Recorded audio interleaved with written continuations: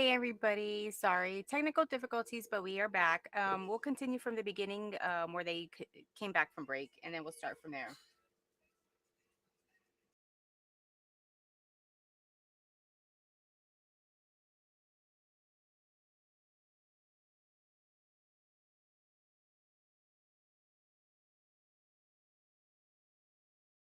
Okay,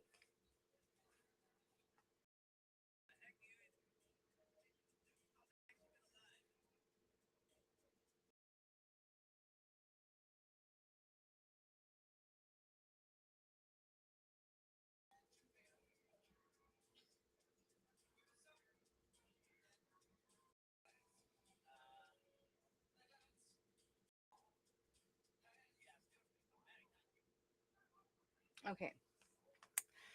So we are back, and again, she was asked, "Who was your manager at Bad Boys Records?" James Cruz. What did he tell you?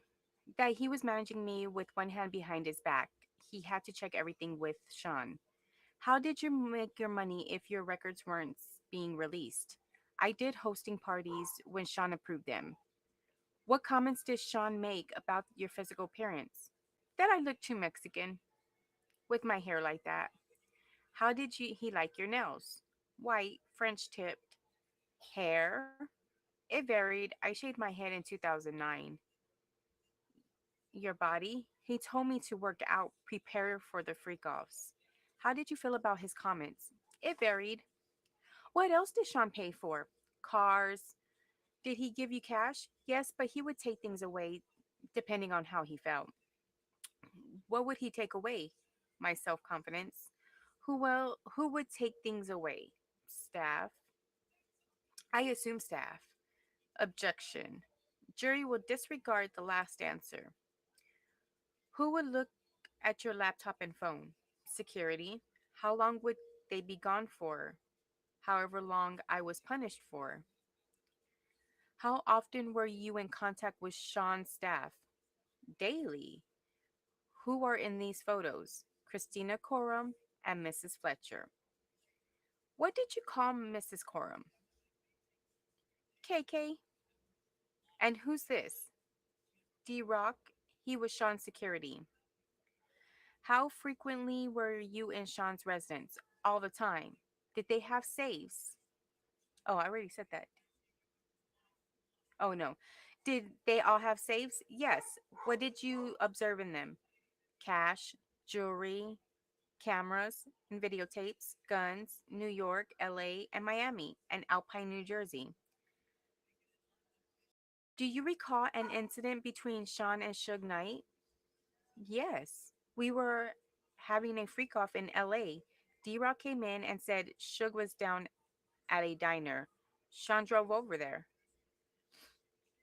What was your reaction? I cried. Said, don't do something stupid.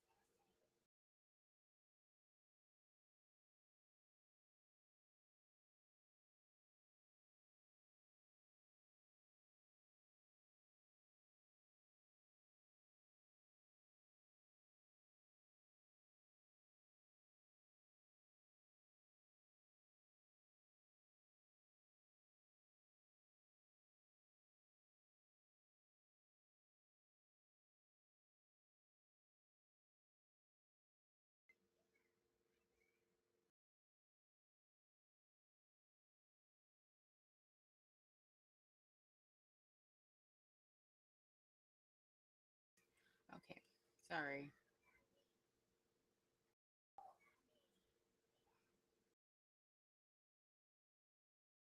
Okay.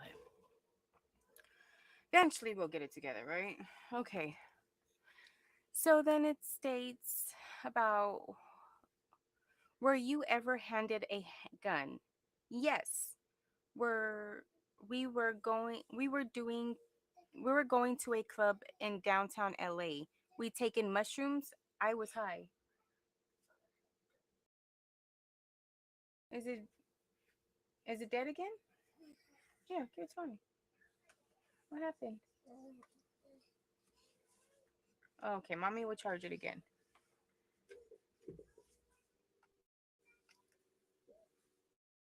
Well, it's already one, so I'll just leave it in here for brother.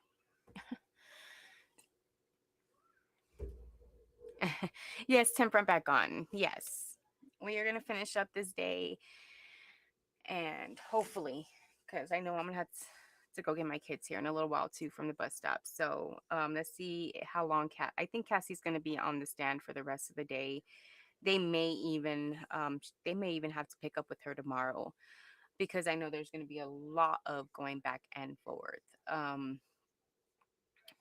So yeah, so we're going to continue. Again, they were just asking Cassie um, she ever if she ever was handed a handgun. Now they didn't state whether it's from Sean or from like a security guard, but I'm assuming they were talking about if Sean ever handed her a gun. Ventura states, yes, we were going to a club in downtown LA. We taken mushrooms. I was high. I was told to put the gun in my bag. I was freaking out. Who was present? A driver, security, and Sean. Cassie continues, another time I saw them get dressed and grab guns and leave in an SUV. How long were they gone? 30 or 40 minutes? Let me switch topics, U.S. Attorney states. How soon into the relationship did Sean mention voyeurism to you? Cassie responds, first 6 months or a year. How old were you? 22. She was so young and they were 17, so that means he was already like close to 40, or already over 40, or turning 40. Ew, why would you? This reminds me of what was it, Big Daddy, where he goes, "You want the old balls." I'm sorry. Okay. But you gotta remember that was at the time. Like I may not be young anymore, but that's like if I was 20 something and you were 40, I would be like, I don't want no old balls. And then they're like, Daddy, is that the guy with the old balls? Okay, situation's not funny, but I wouldn't. I wouldn't. Like, I can understand because you're. I mean, I could put myself in her position. If you had a goal and he was going to help reach that goal, I can see where maybe the lust will come into place, but I mean, to full out lay with somebody in bed, but okay. Again, she was high and light, but yes.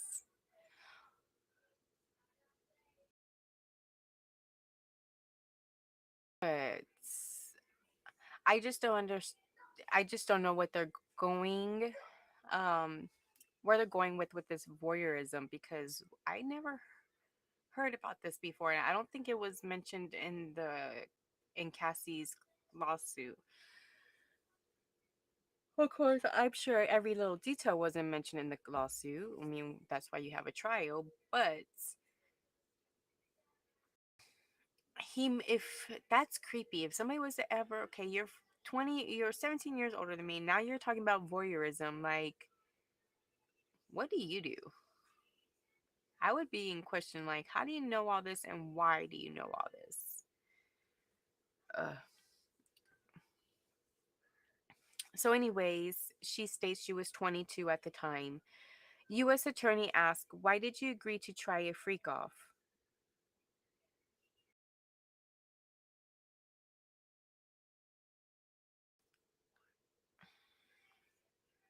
Because sometimes wants are greater than the need. But Ventura states, "Good question. I wanted to make him happy." Lord Jesus, you're too beautiful to make somebody like that happy. Okay. U.S. attorney, and I always like, even like, sh- how are these beautiful girls? Like, why? But then again, apparently she was very insecure and things like that, which is why he probably always commented on her looks and appearances and put her down. And it's probably why she stayed with him for so long, because that's the mentality of an abuser. But you okay, baby? Oh, why you playing with daddy's shoe, love?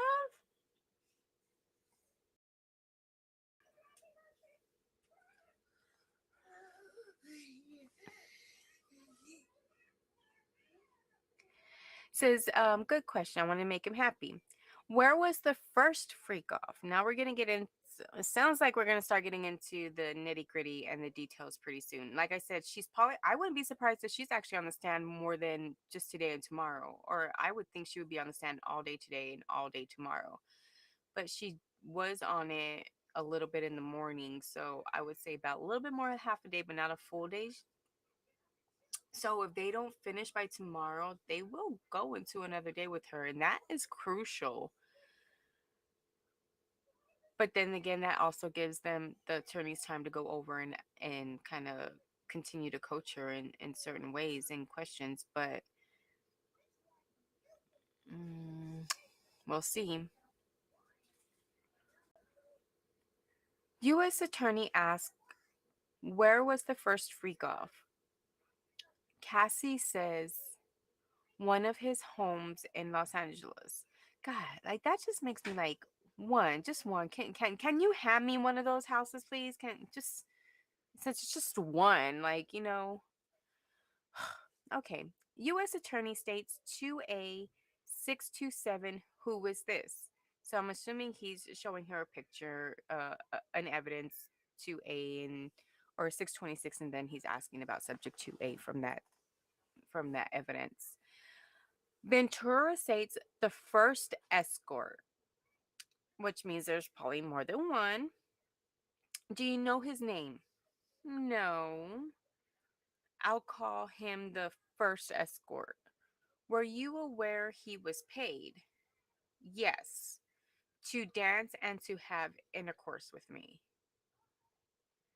What drugs did you take? Ecstasy and alcohol before things got started. Did you disguise your appearance? Cassie states, Sean said we would disguise ourselves. I wore a masquerade mask. What was a session in a freak off? Until the escort finished. How many sessions with the first escort? At least two.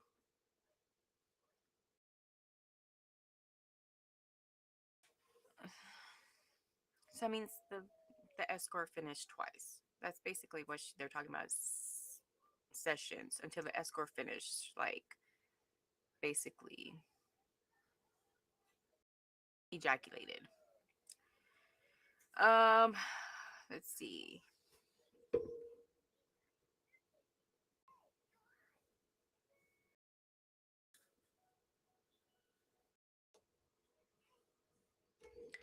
That was 4 minutes ago. So I am gonna update it. So this, I just, I, I'm just hoping still that everything just kind of aligns right for the state, because if I could only imagine if something was to happen in this case and it ends up like the OJ case, and one minor piece of evidence can make or break the case. One word, one saying, one logic, one way of thinking, regardless. Like, I mean, it could even be another juror with that states their opinion or their mind, and tends to convince other people the same thing. You know what I mean? It's just that one person, that one thing, that one.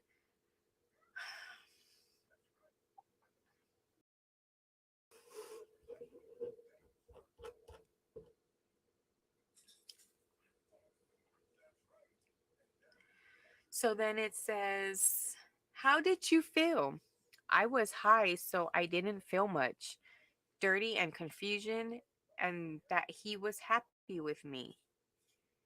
"Why did you feel you couldn't say no?" "I didn't want to make him angry or upset after he shared this part of himself with me."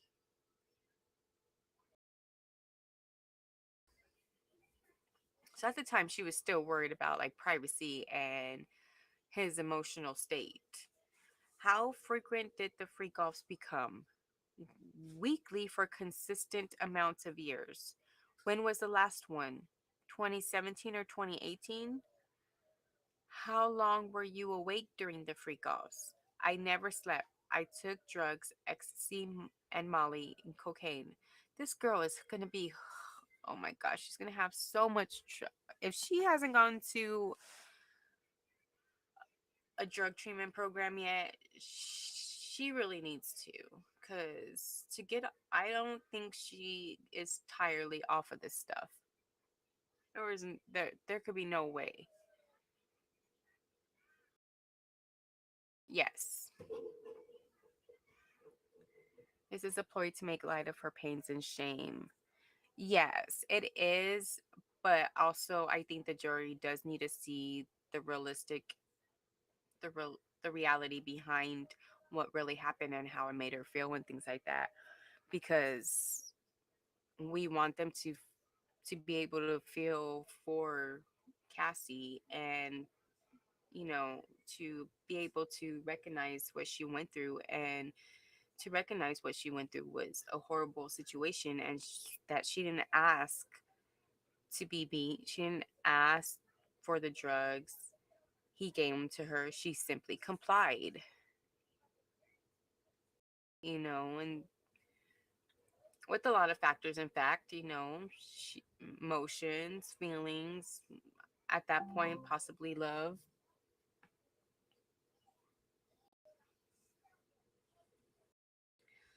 Severe weather alert.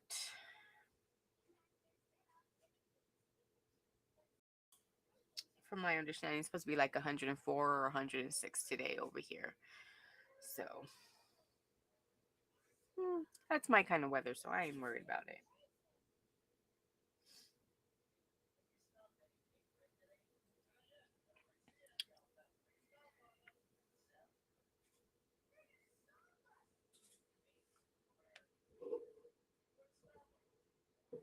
Yeah. As long as I just think if they can, I don't think they need to go through every single detail and every single, freak off every single night.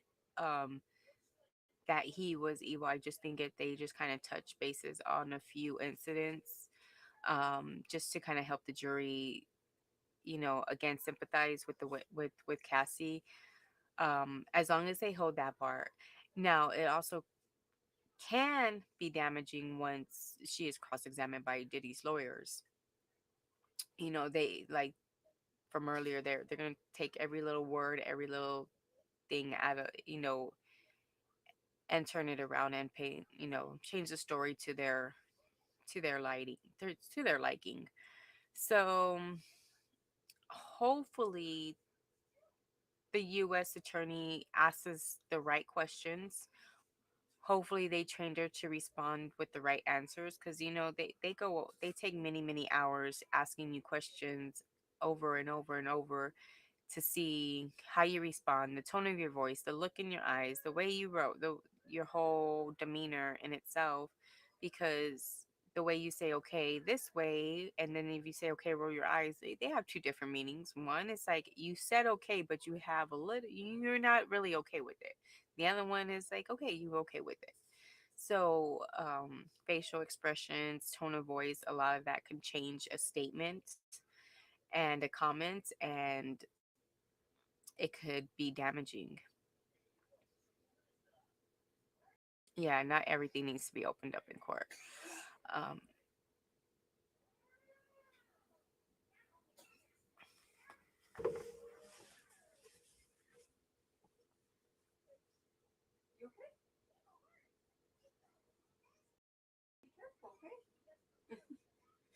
silly boy. Oh, okay. But yeah, they they don't they don't need to put everything in court. So I'm hoping they touch, and unfortunately they need to do, the more important events, like the video and things like that. I know it is very trigger warning and tragic, but again,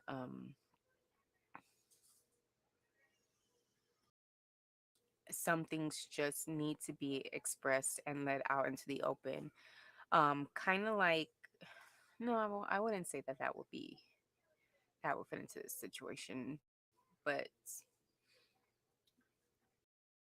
yeah, just touch on the major events, and I would say touch on the major public events. That way, a lot of the things that are already public, she can just basically confirm them and be done with it, than trying to open up a whole nother wound and having to explain herself in that situation as well.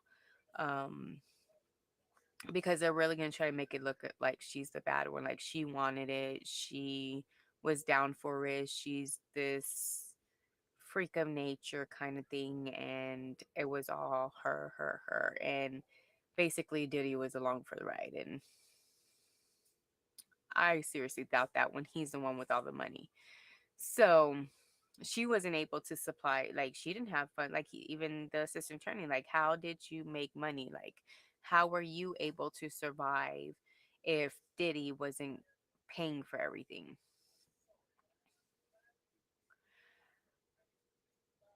Hmm, let's continue.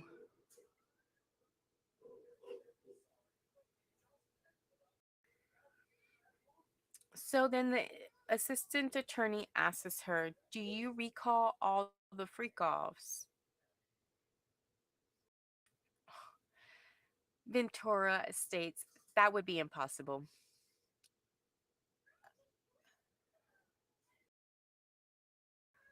Assistant U.S. Attorney then states, did you want to stop?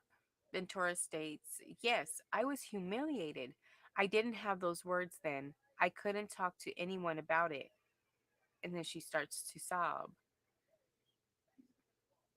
I could only imagine.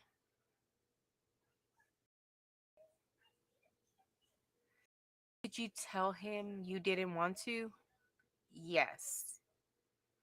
Ventura states, I brought it up gently. I didn't want him to just do it with someone else.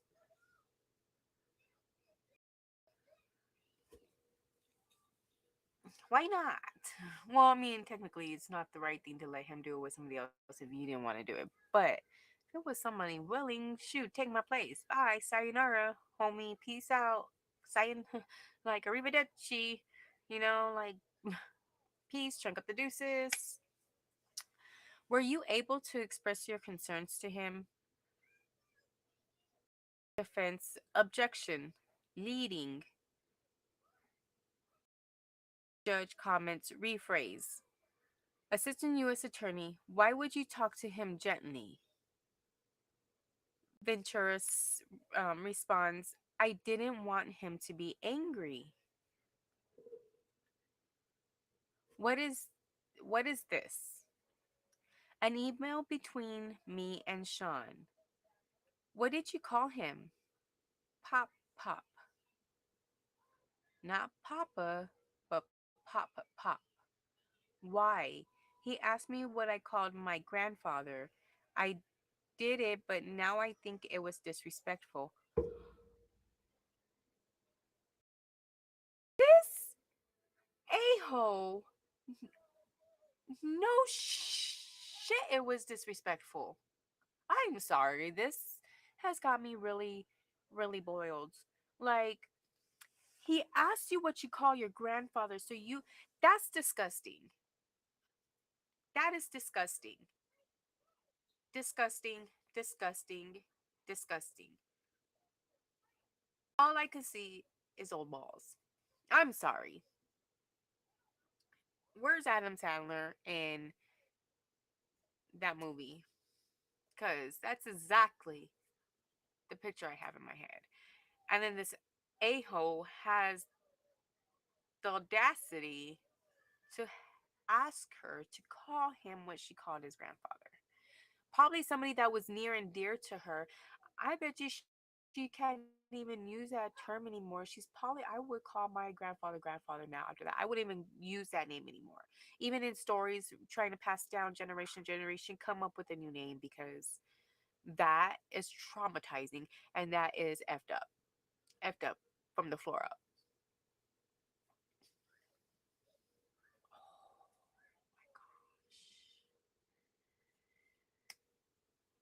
Like, I want to cry for her. Like, this is so sad. Okay, let's continue because I am really upset right now. What did you write? I really need to to to f. Why did you write that? Because I wanted to be with him. Oh my goodness. I'll read your messages, you read yours.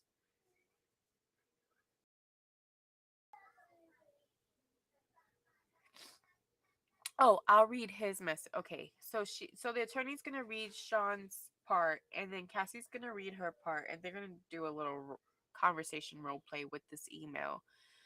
So it says, "You don't want to do any more?" This is the attorney acting as Sean when he's writing. "You don't want to do any more?" "I'm so predictable." She replies back in the message. Oh, well, let's refresh. That was the last one. Oh, goodness gracious. Don't leave me hanging like that, people.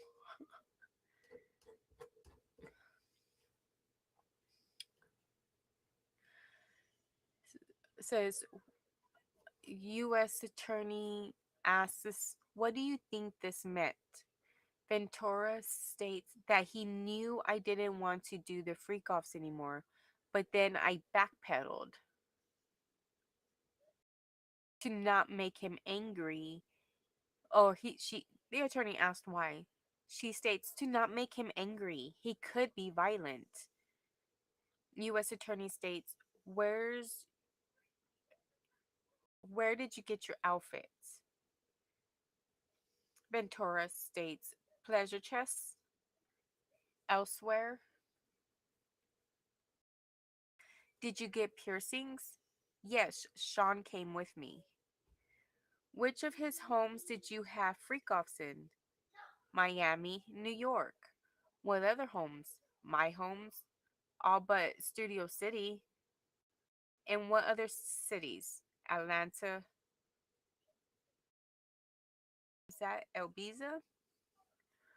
"And what hotels in New York did you have freak offs?" Trump, Gramercy. U.S. Attorney asks, "Intercontinental?" Ventura says, 44th Street, yes. Then the U.S. asks, "Elsewhere?" Mandarin Orient. Oh, Mandarin Oriental. They're a beautiful hotel. Sorry, off track because I used to do, or I still do, travel agency. I'm a travel advisor, so the Oriental is a beautiful place, and they just opened up a new one, I believe. Oh my God, it's been a while since I did this video, but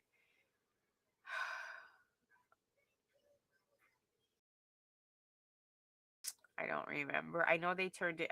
They turned a castle. I can't remember. I think it's Scotland. But anyway, what names were used? Jackie Star, I use Frank Black.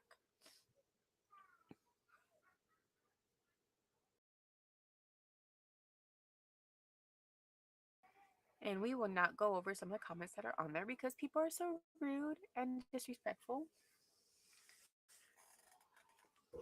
Like, no, they are not trying to get a man sent to prison just for that. They're building up, people. They're building it up. They're building their case to make it a strong case. Oh my God, some people are so dumb sometimes. You just didn't read the fact that he had her call him what she called her grandfather, like psycho, and you're worried about him going to jail for life. Okay.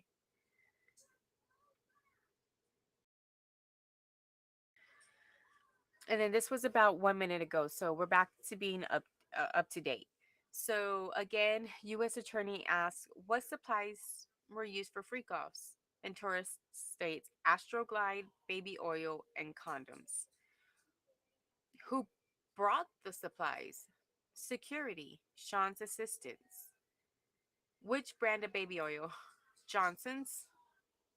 How many brands of it? I mean, yes, they're the generic. There's AGB brand. Everybody makes their own knockoff brand, but I'm sure Diddy wasn't using an HE or a Ralph's brand or a Target brand or Walmart brand.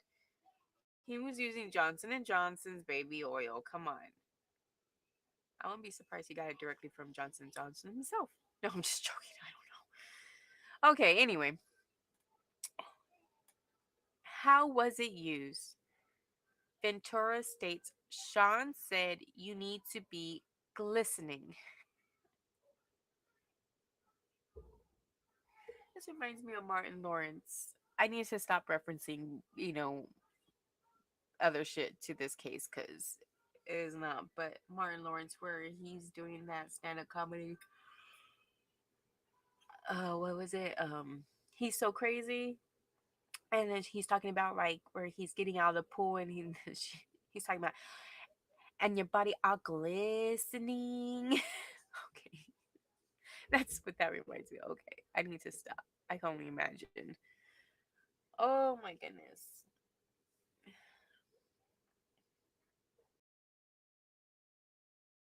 Like why? Like why? Like why?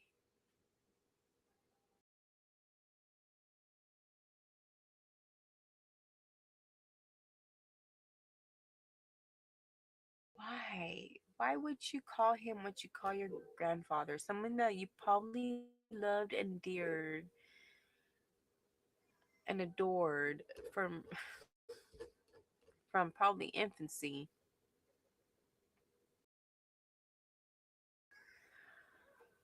Okay. Again,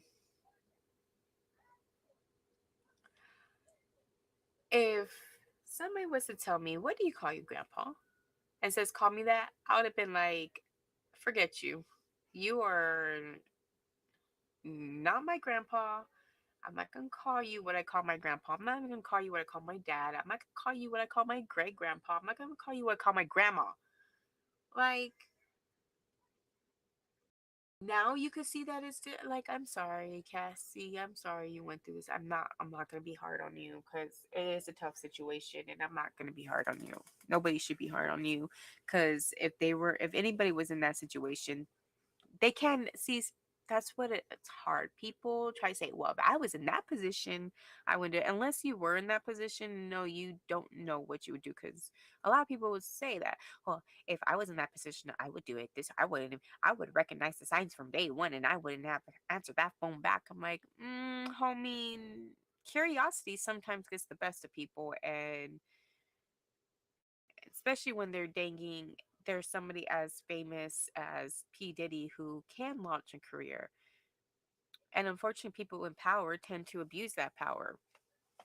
And that's what happened in this case. And he abused it and he used it to pick up women. Like we all know, he had self confidence issues. That's why he does what he does to women.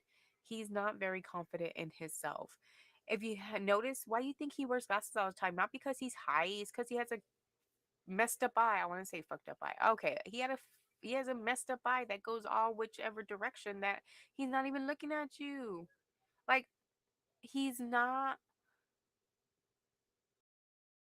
like this godsend from heaven kind of thing. So it's like he is very insecure, which is why he chooses these young women who don't know what or I should say don't know, who's not experienced in things like oral sex and threesomes and things like that. Now, not saying what they're doing was wrong in their personal bedroom. Like she said, she was trying to make him happy, but at the same time, technically, deep down, she didn't want to. She was only doing it for him. This is not what she wanted, but it was what she wanted for him, what she wanted to do for him.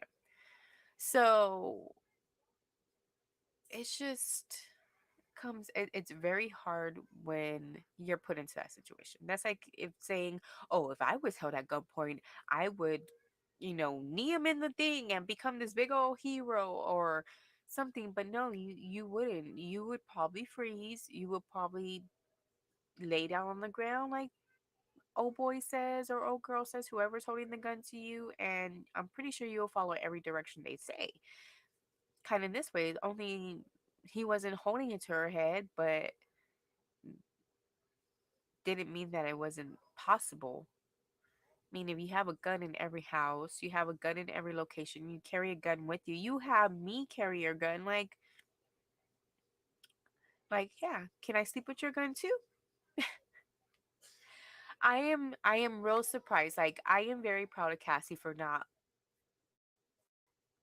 pulling a revenge card on him and her being in the hot seat for like some type of manslaughter or murder due to, you know, him, due to her brain. Now you mentally messed her up, and I wouldn't be like, I'm still surprised she's still as, what do you call it, down to earth and real as she is, and she hasn't gone to the loony bin.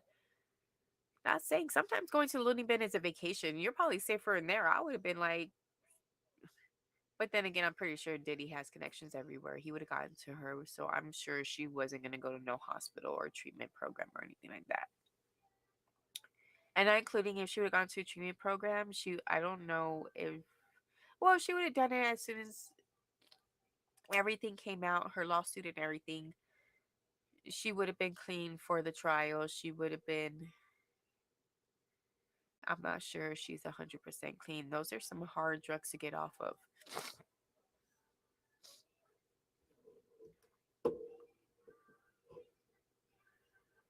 I'm not saying that it's not possible. I'm just saying those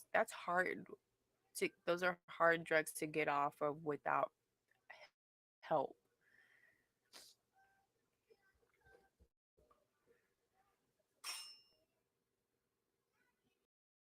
Okay, so quick update.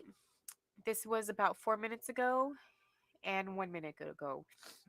U.S. Attorney then asks Cassie, were there freak offs where you ran out of baby oil? Defense. Objection, Your Honor. This is irrelevance. U.S. Attorney states, you also mentioned Astroglide. Defense. Same objection. Irrelevance. Judge then claims sidebar. Ooh, judges getting frustrated, it sounds like.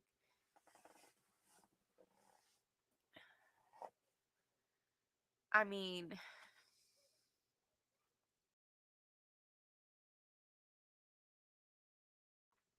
I'm so caught up on this. I call me what you call your grandfather thing, because I think that's the ultimate thing that shows that he wanted some kind of power and control and that was plain manipulation tactic right there. And then like, oh, that's okay. We're not going back. We're not going back. We're not going back into that. U.S. Attorney then asks, "We were just talking about Astroglide. How was it used?" Lubricant. As a lubricant, Ventura states, "If you ran out, then what? We'd call either staff or the bell desk, give them a tip."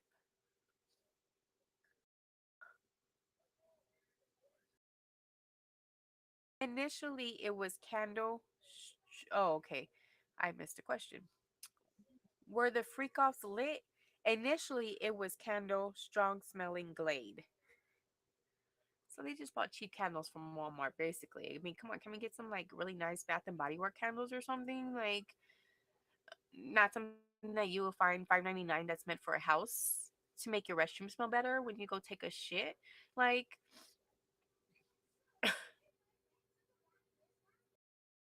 and then to know that they would call either staff or the bell desk.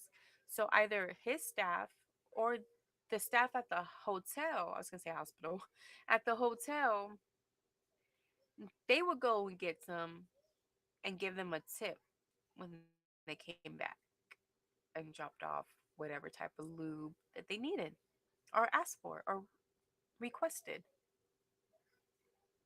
Now, where are all these bell desk people at that so happen went to go get some baby oil? Yes. Where? I would need to know, like, what they asked for, what you did, how you dropped it off, who was there, what did you see in the room. Like, mm, mm, like these people need to come forward. I know they don't want to put every witness up there because the more witnesses you put up there, the more opportunity you have to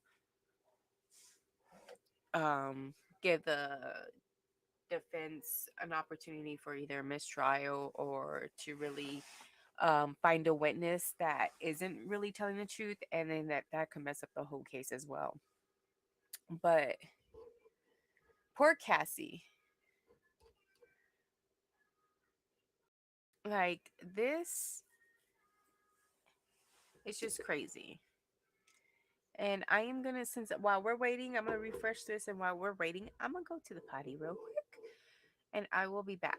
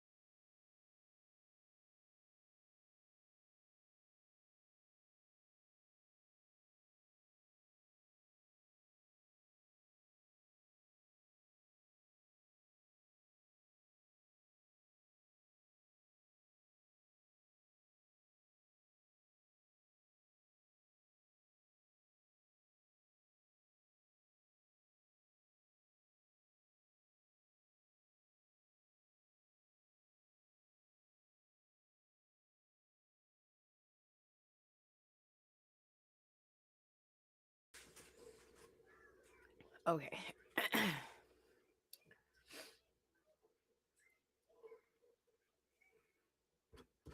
Let's see if they updated. Yes, they did. Okay.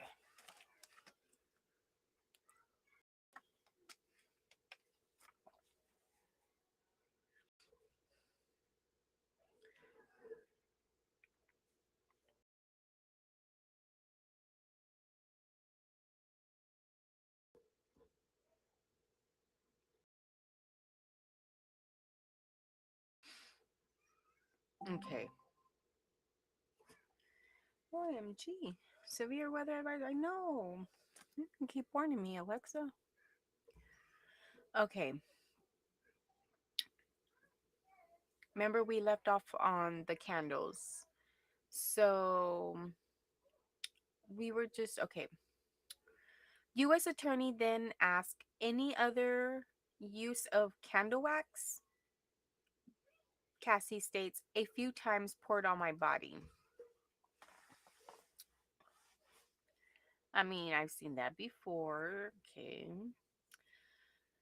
Assistant attorney asked who set the temperature of the room. Sean, I was expected to do freak offs on my period. Did you want to do that? No. Hell, like that's the worst time. Like nobody wants that. Did you want to be urinated on? Defense. Objection. Judge asks grounds. Defense states asked and answered. Judge overruled. Ventura, no, I did not want it. Oh, like, who would want to be urinated on? How did it feel? It was disgusting. It was too much. I choked. No one could think I wanted it. Why were you choking? Too much urine in my mouth. Ew. Who else urinated on you? Sean. Did you want Sean to urinate on you? I didn't want anyone to urinate on me. How often did it happen? Often enough. First of all, you made this girl call you what she called her grandpa, and then you want to go and piss on her? Literally pissed on her. Okay. USA, which hotel charged the most for damage to the room? The Intercontinental in New York. They redecorated the whole room for ridiculous money.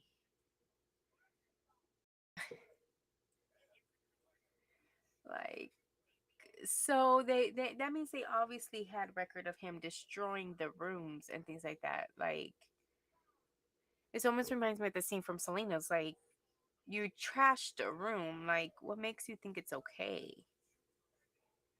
Back to the urination. Miss Johnson, Judge.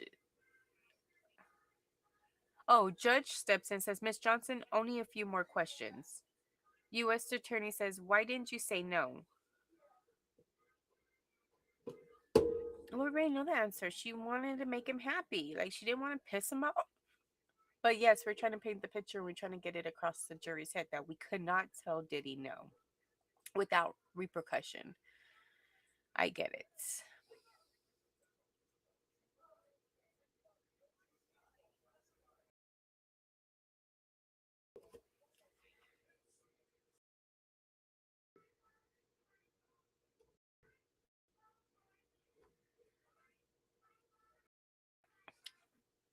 Okay, remember, she was asked, why didn't you say no?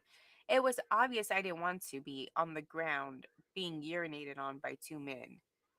Where did you find escorts? Initial, go figure. Initially, Craigslist. Famous old Craigslist. I'm surprised Craigslist is still around for as much spam and alleged trafficking and all these other alleged crimes that goes on Craigslist. Like I'm surprised like that is still up. Like I'm they were having so many, like everything is almost like a fraud or a scam on there. Like I don't like they don't verify information like some of the websites do, or they try at least attempt to verify the information. Of course, cons are always going to find ways to con the system, but at least they're taking the measurements and the precaution and the time and the effort to try to stop the frauds and scams on Craigslist, but or you know what other type of illegal things that they're doing on Craigslist, from dog fighting and or getting animals to people. So again, we are continuing to stay update from inside the courtroom. Um, shout out to Craigslist. I don't know. Like I remember Craigslist used to be the thing back in the day, and I just think there's too. I don't think they regulate it enough for me. Honestly, I haven't been on Craigslist for a while, unless it's really to get rid of something like a couch or something, and I need it gone like ASAP. Then yeah, but I just there. I don't find the use for Craigslist no more when there's so much. They are under the radar now. Okay.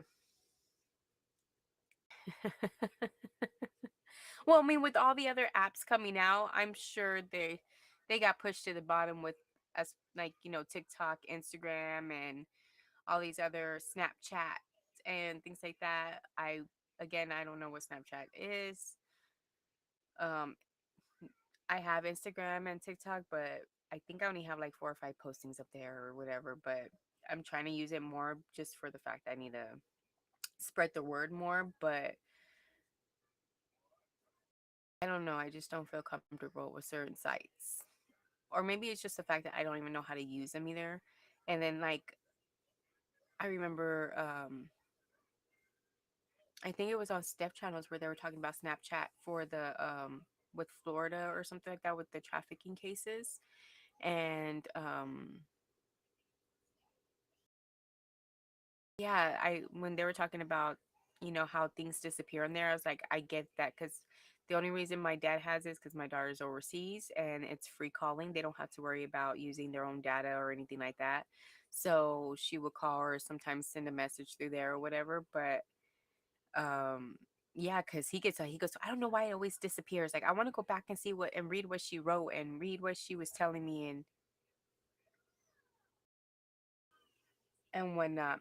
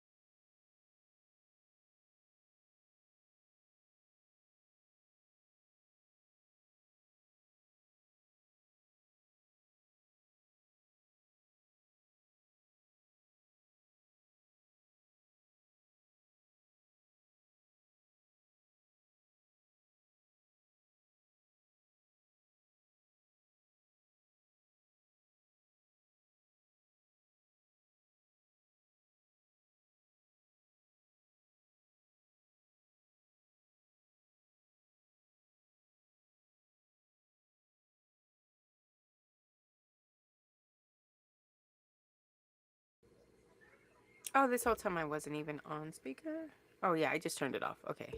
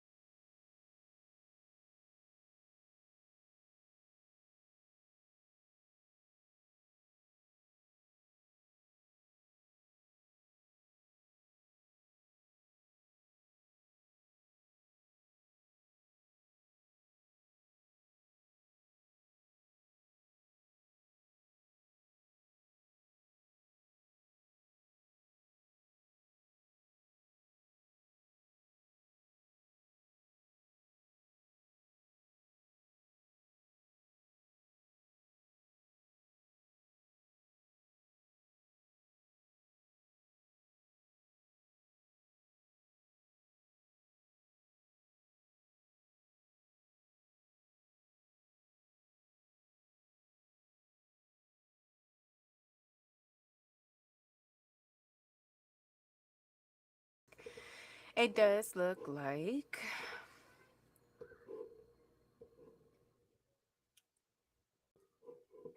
Okay. Um, Sorry, I was snacking on some bread while they took a break too. I'm a bread person. Sorry. I get a little off of bread. Okay. The judge. Okay.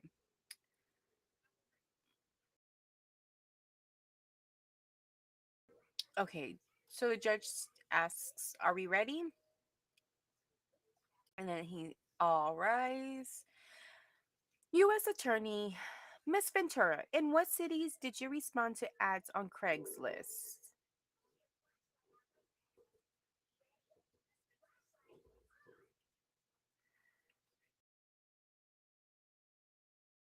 Ventura states, "In New York." U.S. Attorney states, "Did you respond to ads on Backpage as well?" Yes. Okay, what's Backpage? I never heard of Backpage. U.S. Attorney Johnson, who directed you to communicate with escorts? Objection. Who, if anyone? Same objection. Assumes a fact not in evidence. Did you ever reach out to escort independently? No.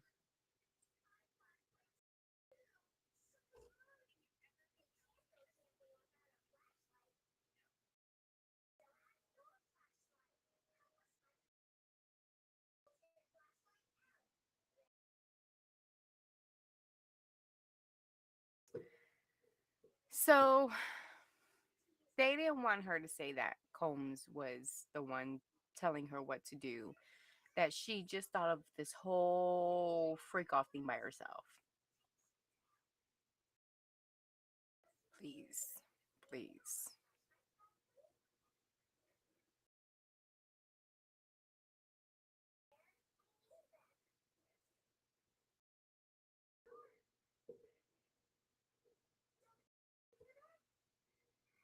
And this,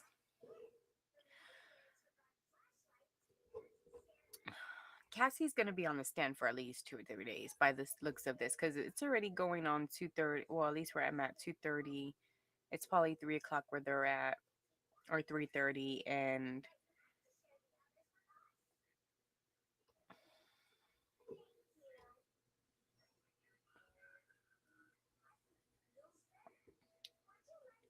so the attorney is really trying to really confirm the fact that this was all planned by Diddy, managed by Diddy, arranged by Diddy. Like, these people were just his little pawns in his grandio of scheme of flashing her. Yes, that is true temper. Her testimony is going to be very long, and I'm pretty sure there's going to be recrosses and re-examinations and re-recrosses. I'm sure they're going to go back and forth with Cassie, just like they kind of did with the mail worker, where they needed to clarify some things, after the defense was trying to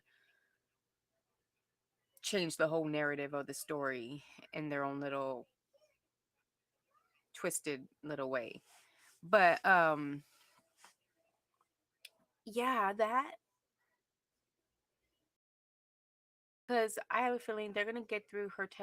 Just the district attorney is gonna get through her testimony today. I think the defense is gonna pick up tomorrow, and I wouldn't be surprised if they have her on the stand all day. Um, Towards the end of the day, they might be finished done with their questioning, but like I said, I'm sure that the assistant attorney is going to want to recross examine her, to clarify whatever mess that the defense attorney was trying to do, and then I'm sure the defense is going to want to recross that. So she is going to be there a while. Yes, the back and forth. That's exactly what that is. And unfortunately, Cassie's the one in the middle and it's going to catch all the heat when it comes to this because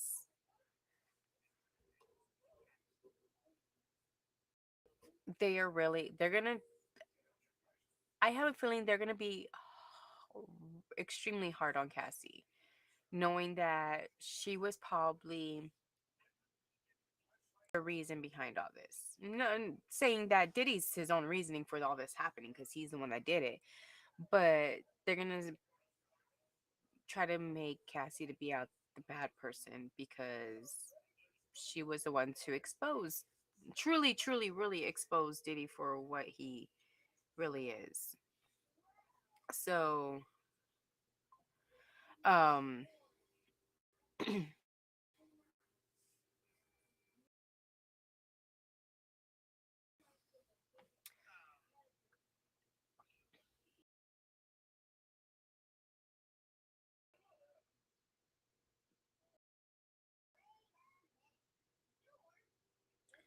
out of all days, like people actually want to call me today and send me messages today.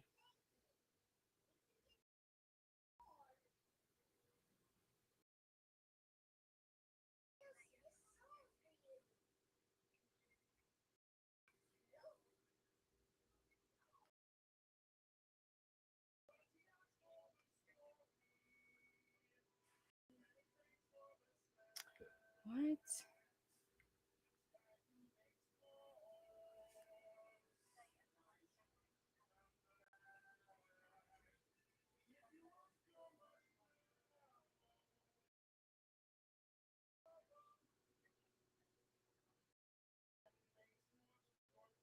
Okay. That was the worst voicemail I heard in my entire life. First of all, you didn't even leave a name. Like, that's actually the second one. There was another time that the lady didn't even leave a name or anything like that. I was like, well, if I call you back, who am I supposed to ask for? Like, seriously, people, you didn't leave a number, so I guess you're not assuming you just telling me to go to the website. So, guess what? Go to the website when I have time.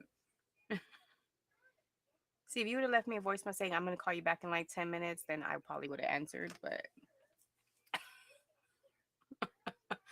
anywho, so again, they're trying to make it seem like it was her idea to hire these escorts and things like that. So, we all know that this isn't true. Like, sometimes when you feel like you're forced to do something, I mean, you're gonna do it.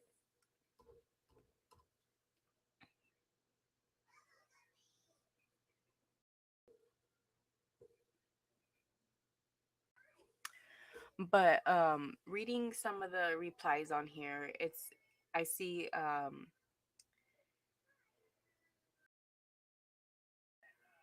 Miss Basics states all these small details establishing the control he had day to day about everything.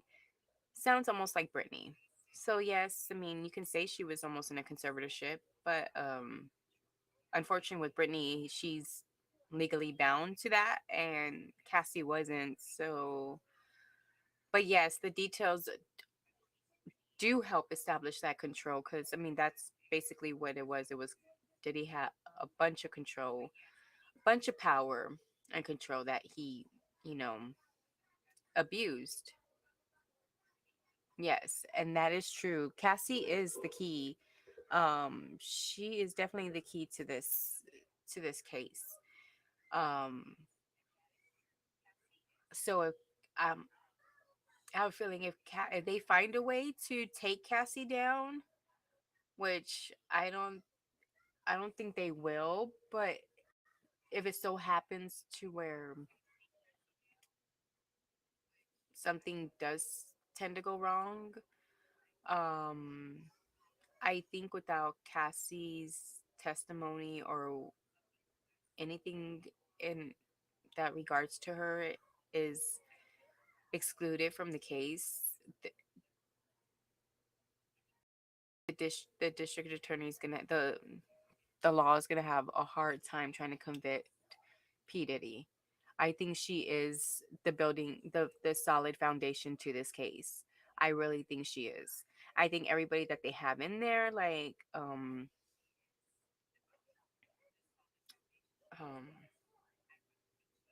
again, but I don't even know who are the other witnesses are. So wouldn't that be really nice if one of the witnesses was like Mary J. Blige or something, or like somebody you would not expect to come out and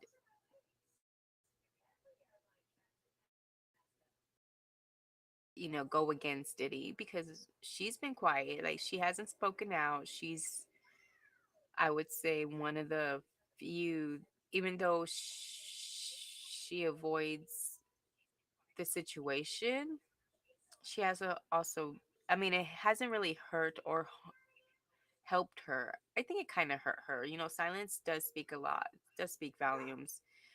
But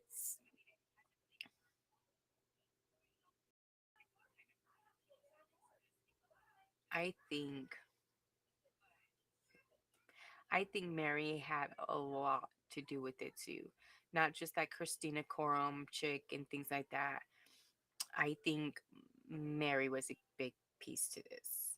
I don't know if J Lo is gonna turn on Diddy as well or come out. I mean, I'm pretty sure she's gonna want to save her own, but to what extent, I don't know. I don't know if she's still afraid of Diddy. I don't know if Diddy still has that control over her. So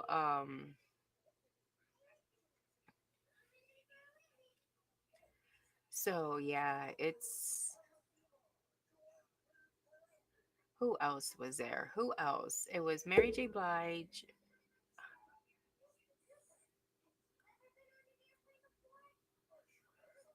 Who else used to be? Was it Little Kim? Mary J. Blige? Who else was in that category? There's a lot of people that I think. I mean, like I said, Foxford Bentley, Mary J. Blige, and there's a lot of people who I'm like, they had one hit wonders, and I was like, well, why? Where did they go? Like, and then you look to see who their record deal was with, and you're like, oh, well, could this been another one of those? And could this one have been one of those, or what? Maybe it was a one true one hit wonder, but I mean, this is seriously crazy,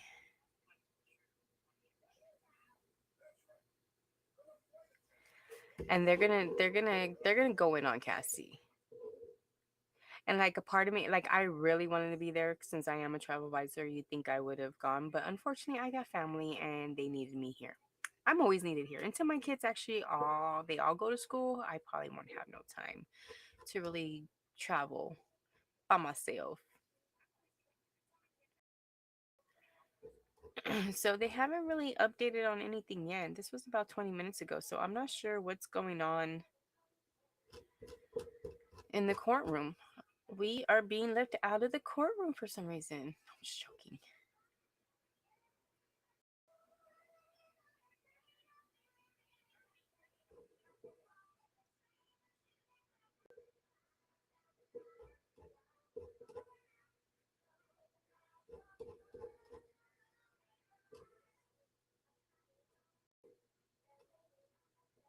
Okay, here we go.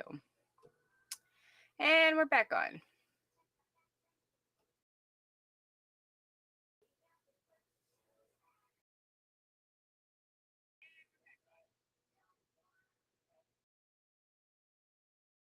Wait, where am I at?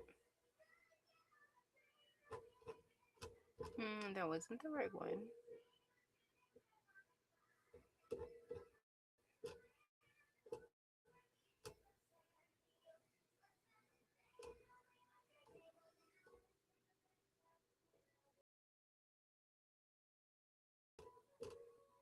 Where did this come from?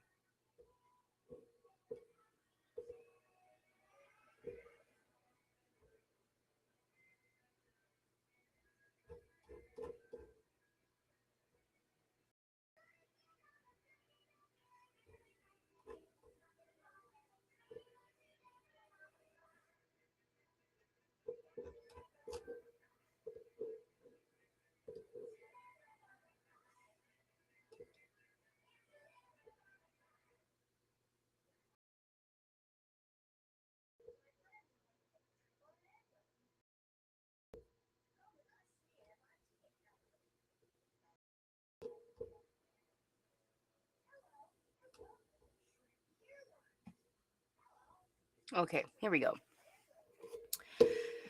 Okay, so remember the last thing that was asked of her was, did you ever reach out to escorts independently? She stated no. Remember, defense objected all the other types of ways he asked the question, and this one was let in. So then, U.S. Attorney continues, did you ever not use an escort who arrived? Ventura states, one couldn't perform, so Sean sent him on. U.S. Attorney asked, what was a safe escort? Ventura states, not a cop, and someone who'd not run and tell everyone about their experience with us.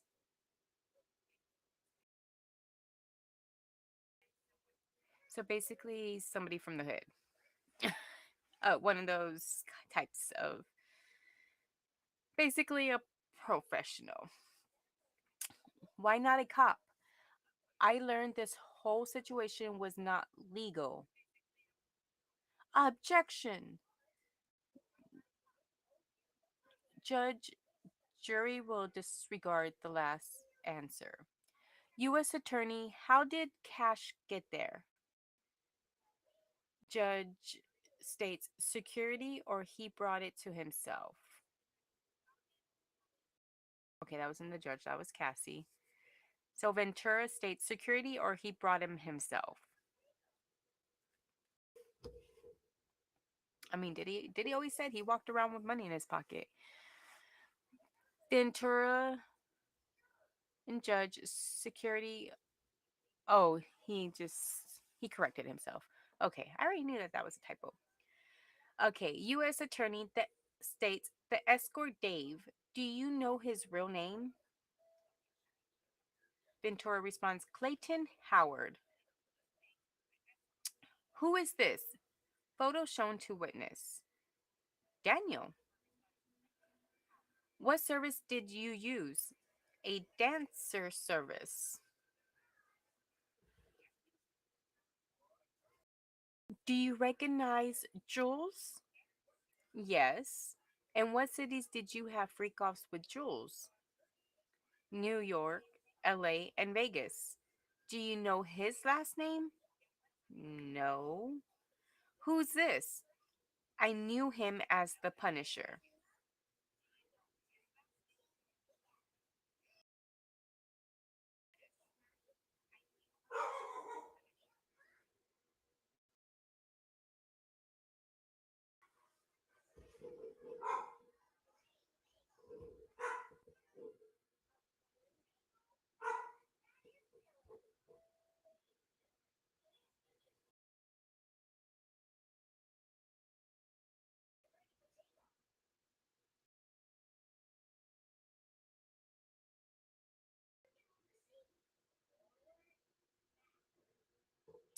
Oh my God. So I'm reading some of these comments on the post and they're so ugly. I'm not even going to look at. I don't even want to look at them anymore, but some of them are kind of encouraging and some of them are just plain nasty.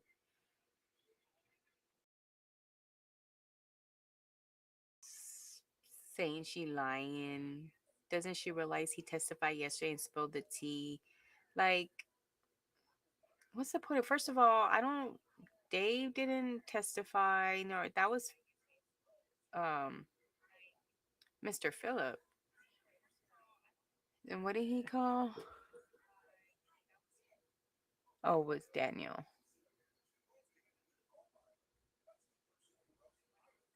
Well, Daniel she knew, but not the escort Dave or Clayton.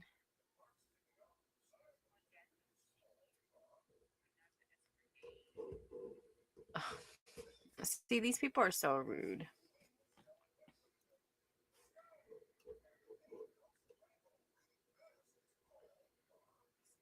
U.S. Attorney then asks, did you use drugs every freak off? Yes, I need to dissociate and become emotionless. Who else used drugs at freak offs? Sean did. Sometimes the escort. What other drugs did you use? Special K, GHB, mushrooms. They were on all sorts of golly.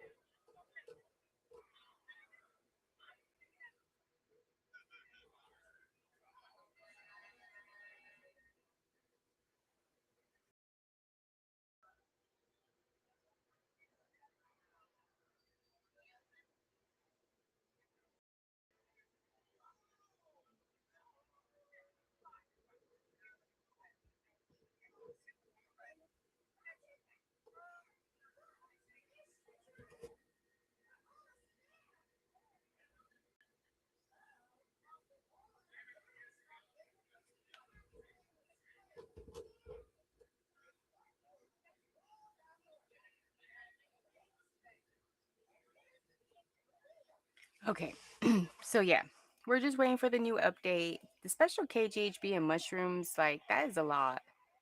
That is a lot.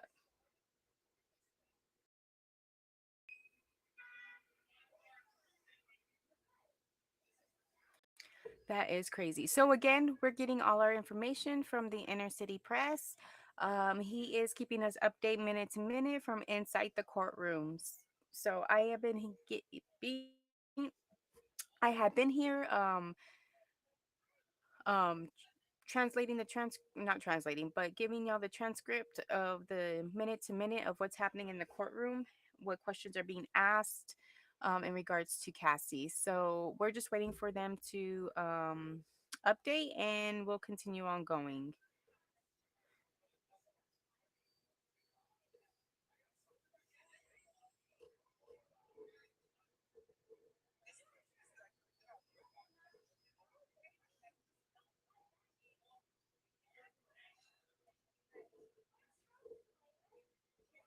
So we're just waiting for them to update.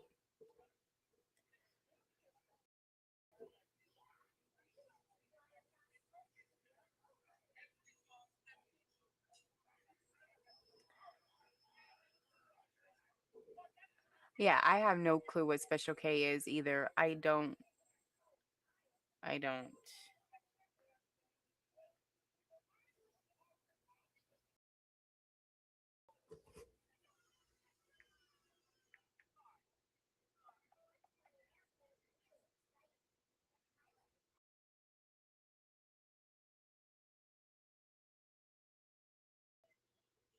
Yeah, that's crazy.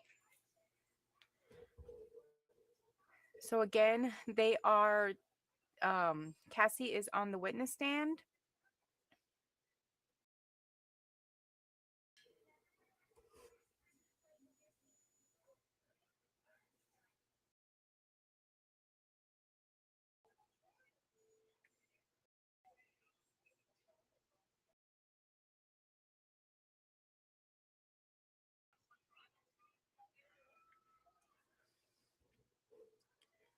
I have no clue what Special K is. I kind of want to. You know what? I watch all these shows, and I know they've explained it once, at least one time already. And no,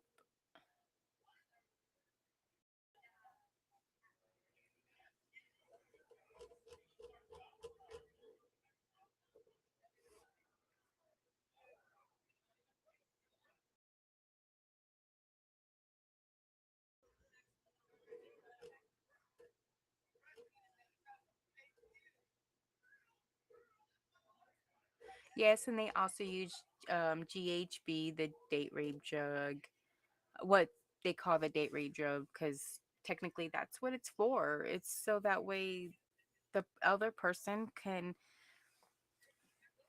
basically take advantage of you while you have no recollection of what goes on. Um, so that is just what time is it? Okay, pretty soon I'm gonna have to go get my kids in like the next 30 minutes or so.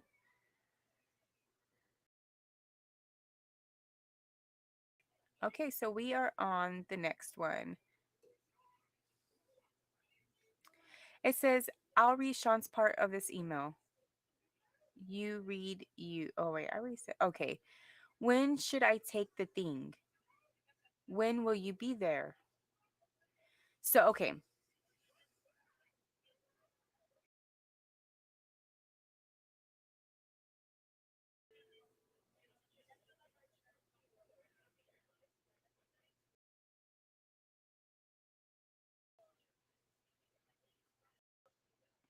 Okay. So then she goes, U.S. Attorney states, I'll read Sean's part of his email. You read you. Then Tora starts, when should I take the thing? When will you be here? Oh, be there. U.S. Attorney playing Sean. Pausing you there. What did you mean? Oh, okay. So she's not being Sean right now. She's asking the question about what Ventura stated in the.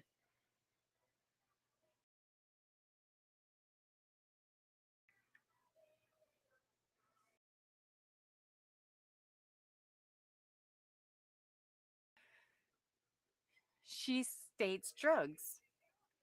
Assistant U.S. Attorney role plays as Sean states, I took mine. I'm flying.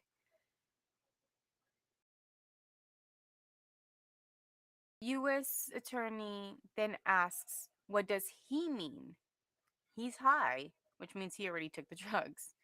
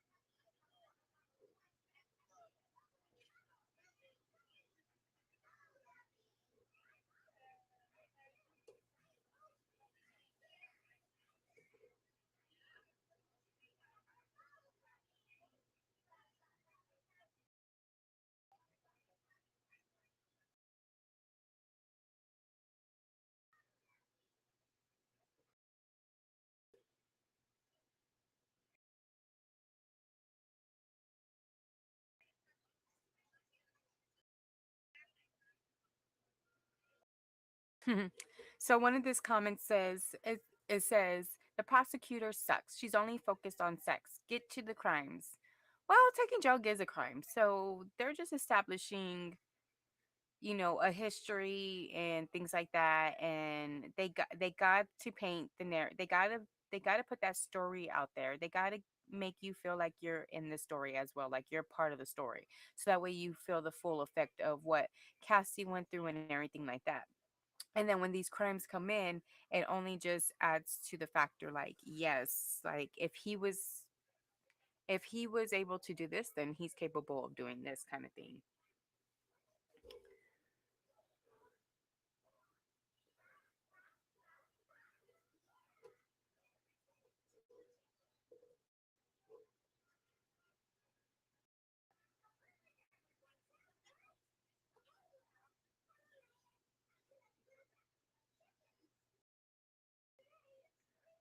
So I wonder if there's a lot of side conversations during this questioning, because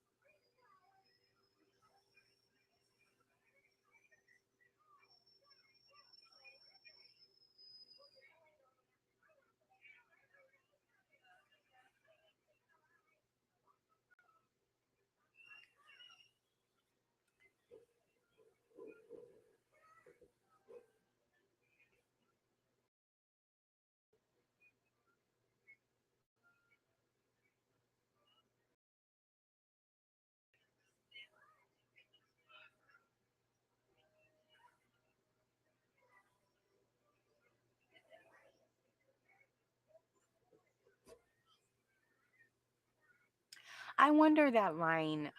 She used drugs at every freak off, use it to disassociate and become emotionless. Like,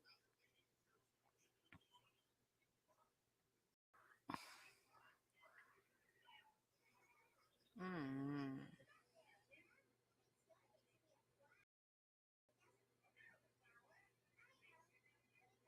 yeah, because you know what? They are only focusing on like the sexual part of the aspect of this trial, but I'm sure Cassie knew a lot about, you know, other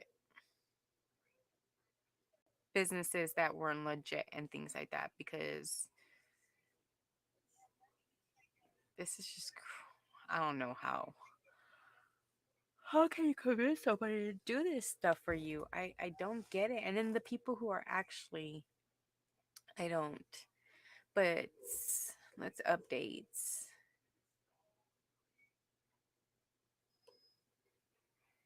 Says U.S. attorney. Remember, she stated that what that meant was high. Remember, they're doing role playing with the thing. So then U.S. attorney asked, "Why did you take more drugs?" Cassie states, "To not be present with the experience." U.S. Attorney states why.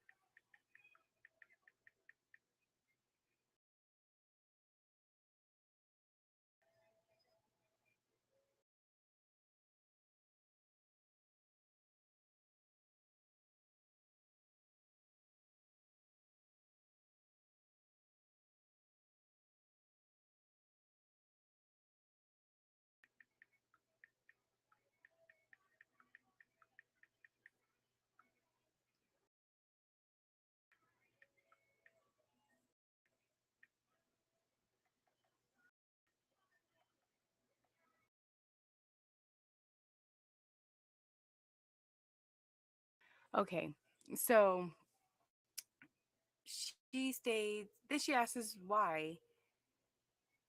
Then Cassie states, because it was something I hated. U.S. Attorney then states, how did you react to ecstasy and MDA? Cassie states, it could make me vomit. U.S. Attorney states, what would he say? Ventura to continue.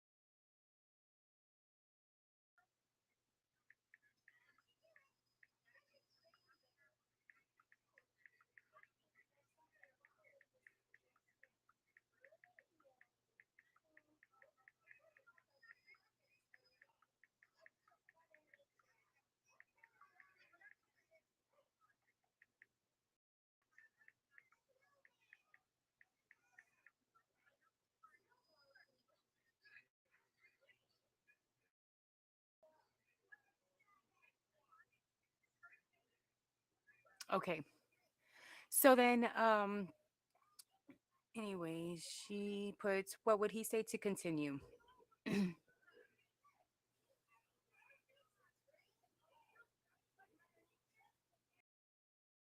Did you want to continue to have intercourse when you wanted to vomit? No, Cassie said. U.S. Attorney asks, how does GHB make you feel? Drunk? Tipsy? Cocaine? Makes my heart race. I'm not a huge fan. Mushrooms? The walls come alive. Well, that's what mushrooms do, if that's a psychedelic.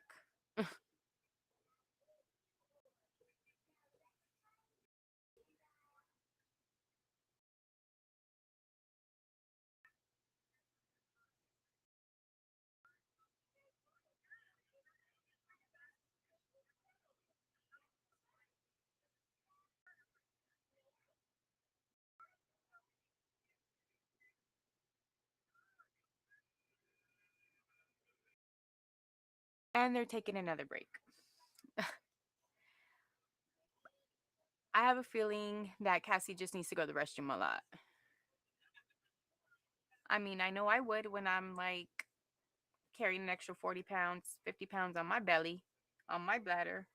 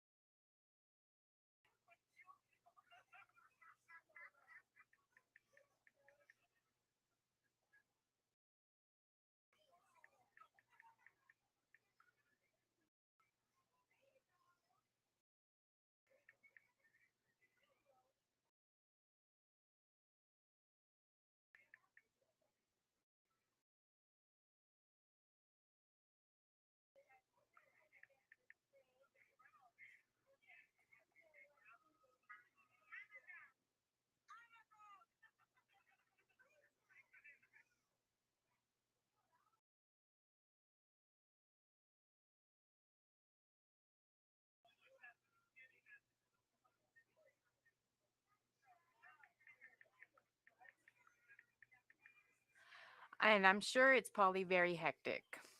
She's probably going through a lot of emotions. The baby's probably going through a lot of emotions. I mean, they're talking about she having to relive through taking drugs, having intercourse with whoever and whatever.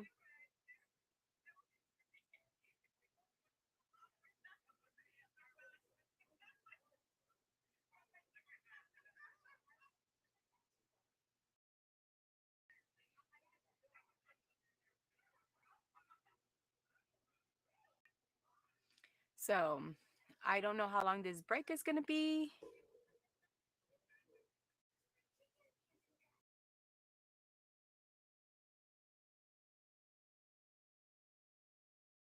But again, it's probably just going to be a potty break so that way Cassie can go.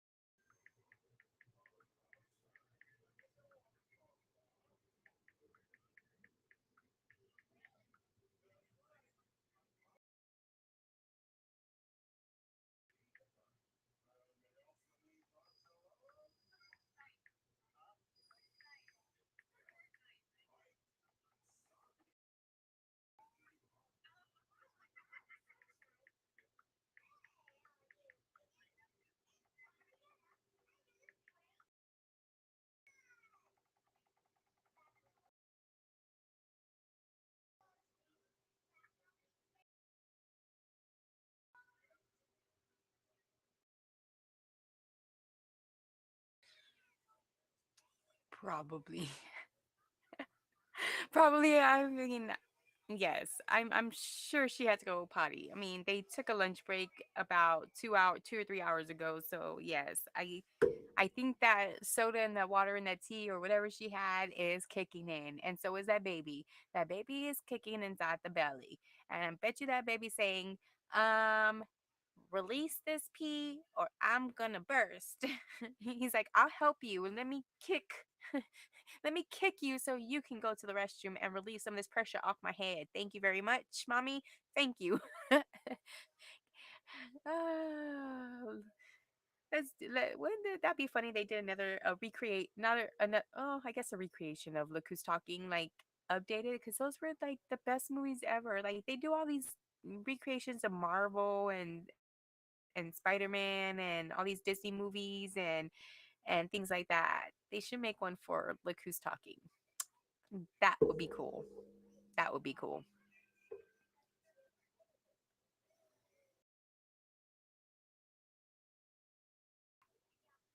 And then and then I had seen that what was it the first day? I think it was Monday when I was watching people walking into the courtroom. Like there was I couldn't figure it out.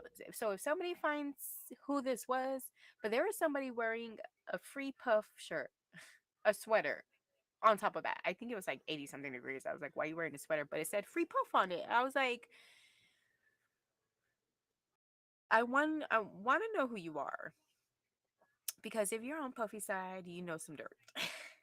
You're probably involved just as well.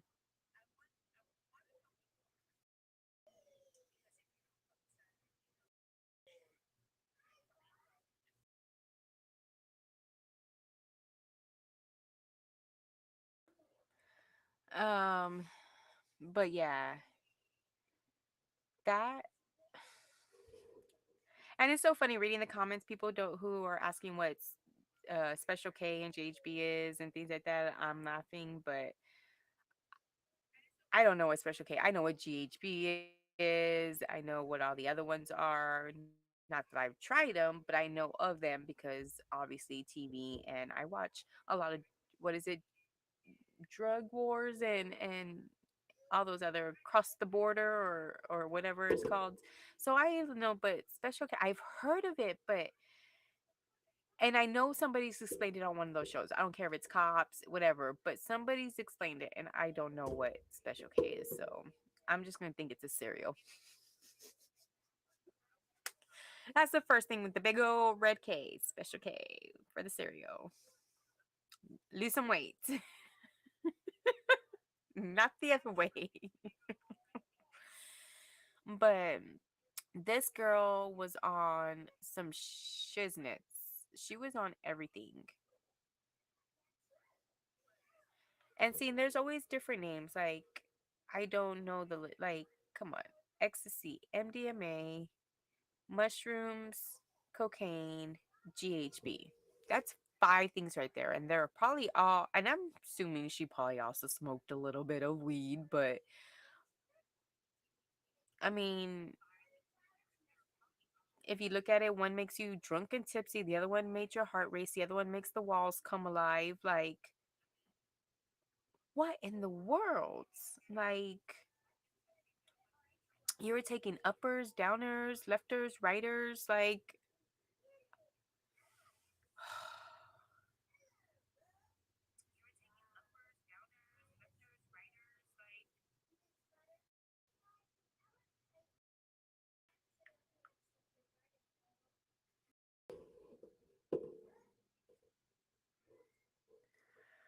this is crazy.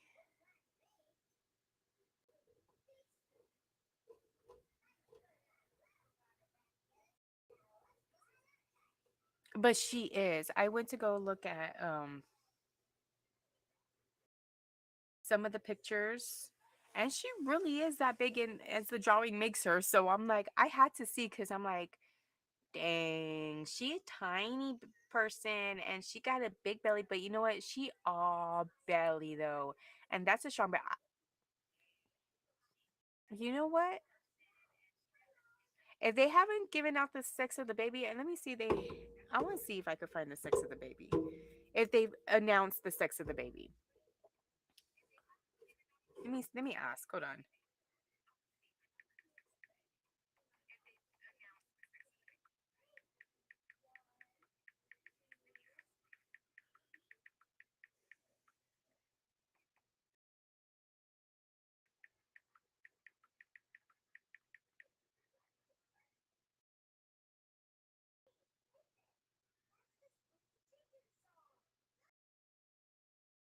Okay. Um, if Temper, if you're in here, if you know if she announced the sex of the baby, I'll wait for that, and then I'll also.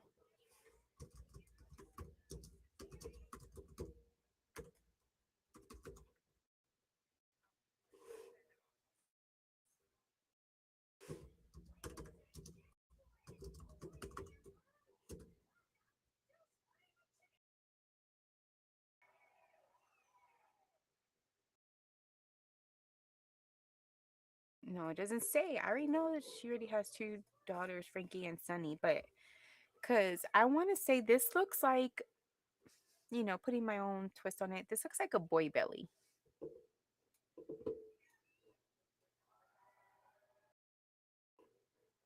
Oh, she does. Number three, she wrote in the caption alongside black and white photos of her showing her baby bump of the $2 Sunny and Wednesday that she is expecting their third baby with husband. Yeah, but it doesn't tell me the sex of the baby. Let's open up this article. This article says expecting their baby. She wrote three alone up for the baby bump while joined by Fine. In the first image share, she revealed her baby bump as she sat wearing matching dresses. Other photos included the pose. I just want to know if it's a boy or a girl.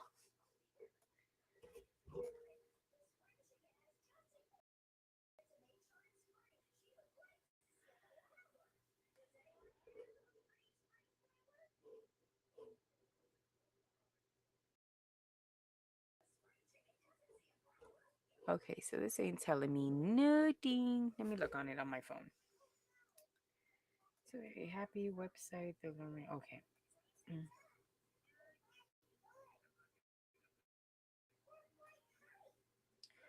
Let me look that up. Cause I am curious.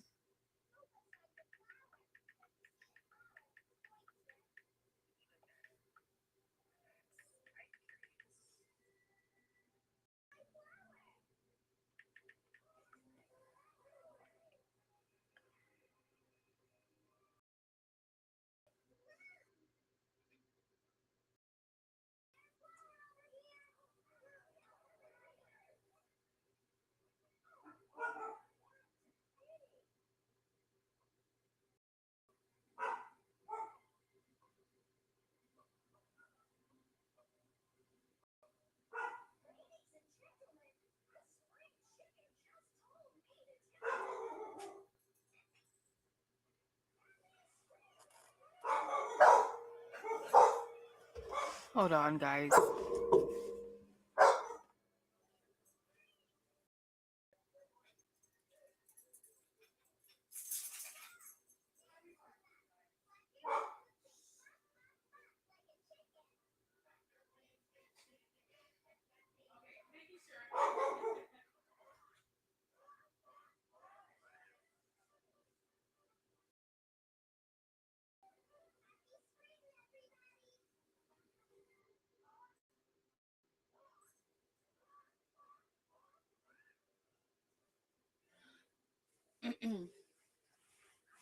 Okay, so I was able to find it. It says Cassie Ventura is going to be a boy mom. I knew that was a boy tummy when I seen the picture. Didn't I tell you it looked like a boy tummy? I knew it. I called it before I even looked it up. So, oh, what kind of dog? Actually, I have two dogs. One is a blue heeler and the other one's a miniature Aussie. My blue heeler is a female and my miniature Aussie is a male. And it was just the maintenance knocking on my neighbor's door. So usually the only time they bark is if somebody's walking by, or somebody's knocking on relatively a close door by us, so or our door. But yeah, they are something else. They are my little angels, my little rugrats, along with my normal rugrats.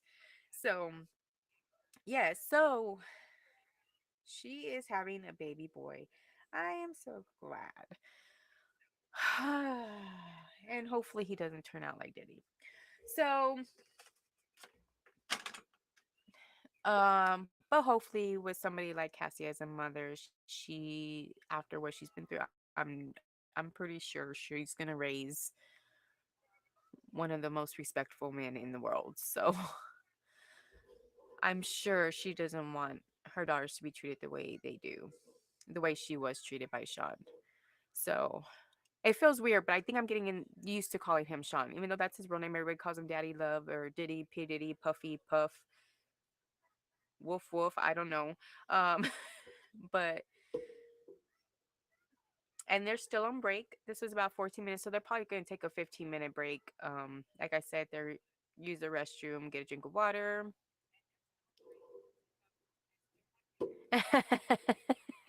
Yes, I was. Not including that, I was pregnant. Like 4 out of the 6 babies I had were boys, so I kind of like. I always felt different with each and every one of them, but yeah, that's totally a boy tummy. Like totally. I just when I saw the court picture, the drawing of her, I was like, that's a little over exaggeration. Although I'm not saying because I was huge at one point in time during one of my pregnancies, so I'm like, it's possible.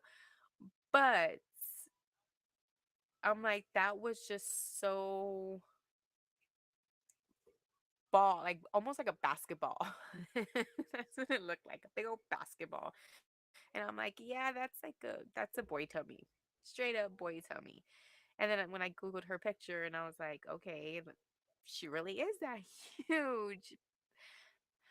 Poor thing. But she wearing it. She's wearing that belly. She is.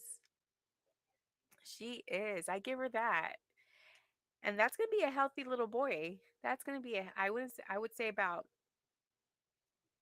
7 pounds 8 ounces to about 8 pounds 5 ounces. That's gonna be my weight guess. He's gonna be anywhere in between there. But anyway, so Cassie, be taking any pulls? I'm telling you, you're gonna deliver on the day of the verdict. You're having the boy, and joking. Like I can call it. I'm not psychic, guys. I don't think to be, and I don't claim to be. I'm just a lot of the things that I say tend to come true for some reason. Like you said, it's women intuition. You just kind of get that feeling and known. And I wouldn't be surprised that, yep, nope, they are still on break. So what I am gonna do, it is time for me to get ready and go get my kids. I actually got about 5 minutes to get ready and get up out of here because they actually should be here in the next 10 minutes. So I'll be back. I'm gonna stay on live. I'm just gonna again put the intermission sign back up because we're just gonna take a small, well, maybe our own little 20 to 30 minute break because I have been talking here during their break, even though, but okay, okay, Chanel, my love, and their names are Coco and Chanel. Go figure. Boy Coco, girl Chanel. So, anywho, I am gonna put on an intermission. Y'all go take a quick break. I know um BJ investigates. I think is doing it. Yeah, BJ investigates. She's also live, and she also is reading off of the inner city press. So if I don't come back when they get back to court, or they're back from break, um, you could definitely keep up to date with them. Or you could just wait till I get back and I'll catch us all up, and then we'll be back to minute, and you get to see my beautiful face. So, all right. So, I'll see you guys in a few minutes. I'm going to have to get ready and go pick up my kids from the bus, and then I will be right back.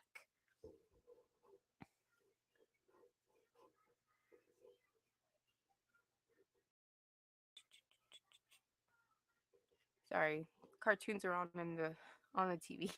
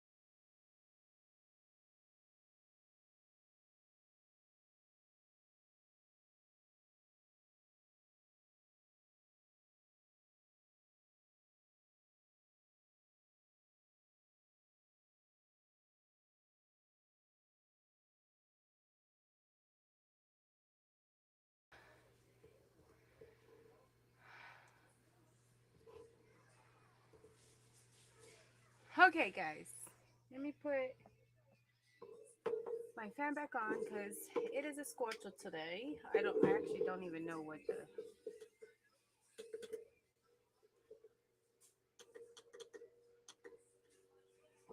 Okay.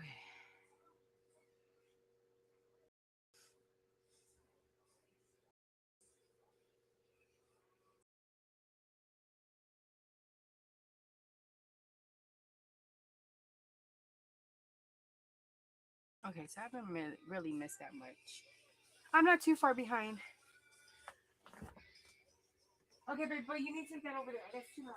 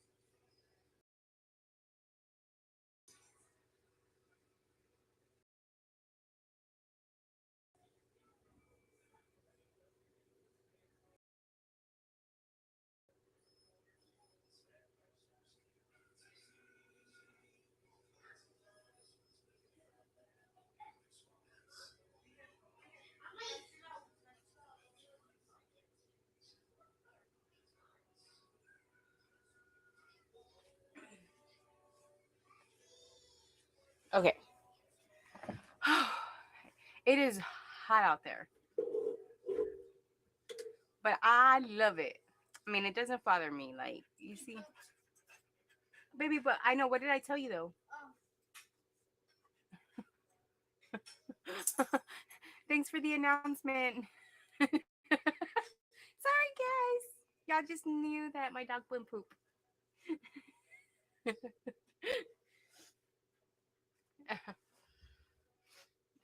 Yes.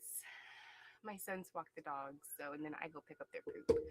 But I told them, wait until mommy's done, and then just remember where they went poop, and we'll get it later. Because I'm big strict on like if you walk your dogs, you're picking up your dog's poop. Like I dislike people who I should say hey I dislike people who want to pet and don't want to clean up after them.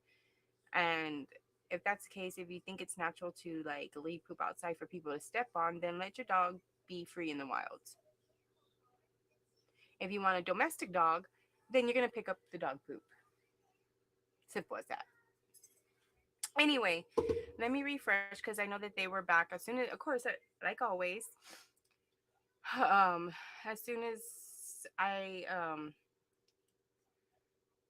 needed to go, they come back, but it's okay. So the last time we were discussing was that Cassie, she described how the the narcotics would make her. They went to break, and so now they're back. 4:15 p.m. Cassie Ventura is back. Jury is back. So actually, it was 3:15. So this was about 30 minutes ago. Like, of course, right before I left, like I said, because I left at 3:19. In on their time, obviously. Well, my time, I left at 3:19, which means it was 4:19 their time. So anyway, judge tells the district attorney, "You may continue." U.S. Attorney Johnson, when drugs ran out, how did you know who to reach out to? Sean would tell me. During this session, how would you know to move to the next step? Sean. What would happen after the escort finished on you? Sean would want it put on his body in the next room.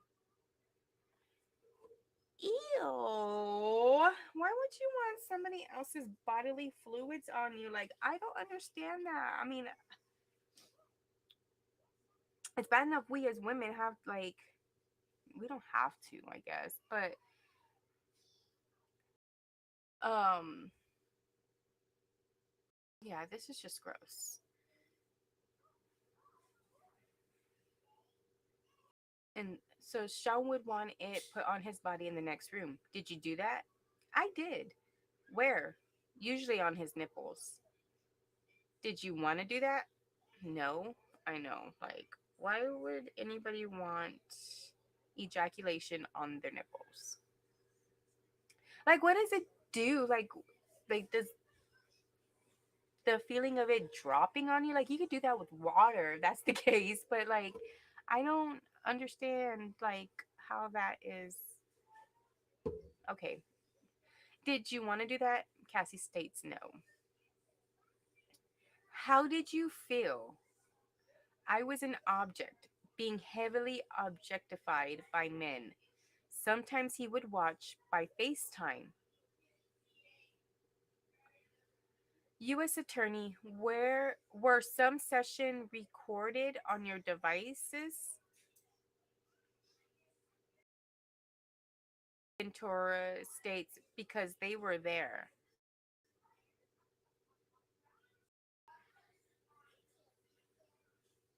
U.S. Attorney asked if you saw them on your device, what would you do?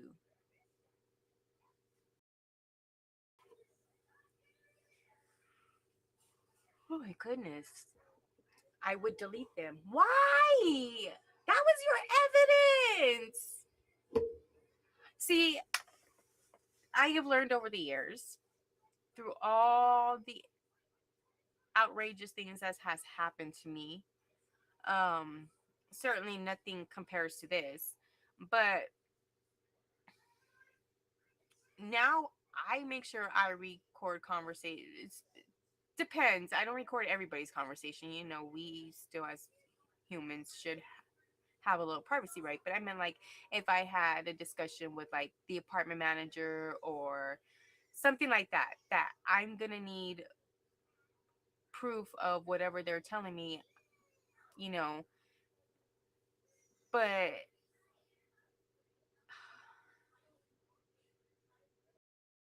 this is retarded as fuck. I would make sure I had, like I said, I would record.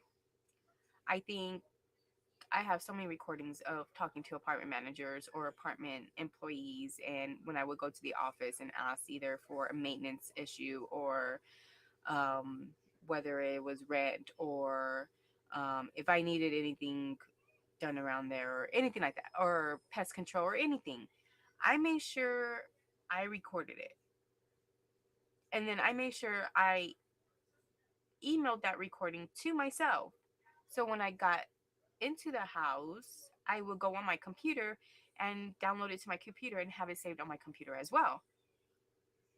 And then I would upload it to my flash drive, and then I would have a spare copy on my drive. I would have literally, and I still do. I'm not saying I don't have them anymore because I'm not deleting them. I would never do it. I got from apartments that I lived 10 years ago, almost 10 years. I would say about 5 to 7 years ago.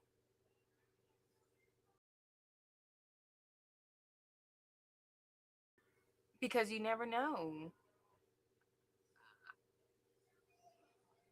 You never know with these type of people who are money hungry and greed.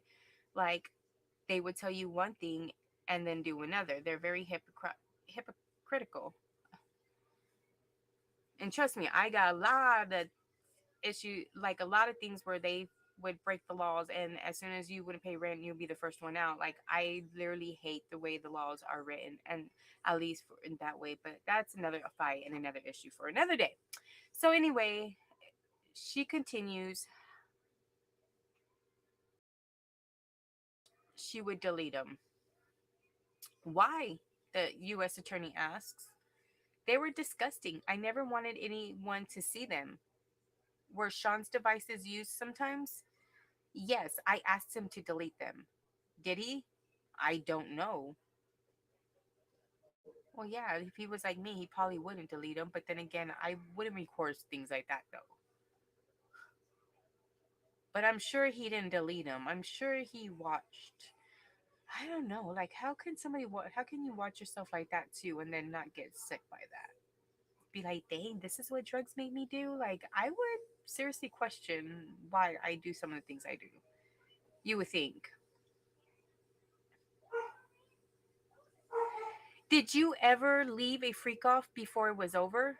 Yes, at the Century City Intercontinental.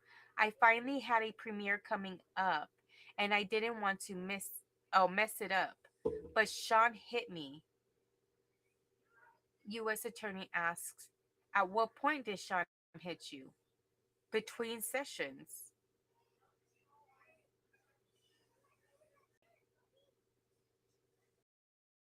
So what was she premiering at the time? Because again, I'm not too familiar with everything that Cassie has done in her career. So again, I don't keep track of celebrities like that. I'm no Paris Hilton. Paris. Paris.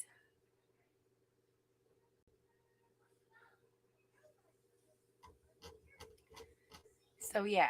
So that and I wouldn't be surprised if they took a break like that. They're getting ready to close. It's 5 o'clock over there. They're getting ready to so again, like I said, Cassie is gonna be on the stand for a couple of days. They didn't the US attorney didn't even finish with her today.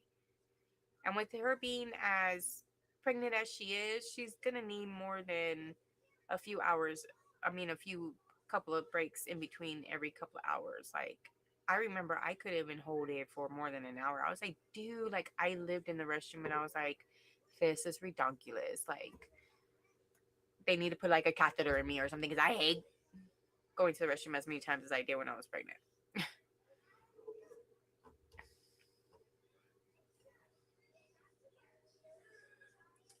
So I wouldn't be surprised.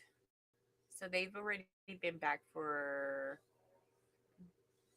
30 minutes or so. They'll probably go into about 5 o'clock. They're not gonna stay any longer, so they should be wrapping it up soon.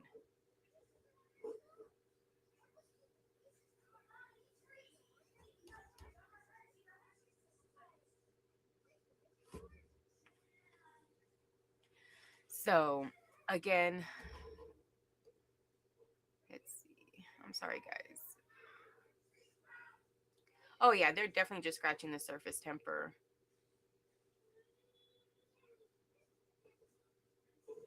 Yes. They and I know a lot of people are like, why are they only just talking about the freak offs and the this and the that? I mean, that's not what's really important. It's about the Ricos and all the really, you know, big old crime, the bigger crimes that, the law can catch him on. And because unfortunately, he probably would get very little time for doing what he did to Cassie. Um, Unfortunately, but they're just trying to establish Sean, Sean's character, his mentality, his history, his basically his track record. So that way, when they do get into the bigger cases, I mean, it's not morally, it's not a bigger thing, but in the law, RICO and racketeering and stuff like that is, I mean, even trafficking. But I'm not sure if they would if the jury's gonna find Cassie being a trafficking victim. That's gonna be really hard to prove. Now maybe some of the other witnesses, like the Jane Doe or people who were like these dancers and things like that, yes, they can, but I would highly think to the point where about getting Cassie. I mean, I don't know.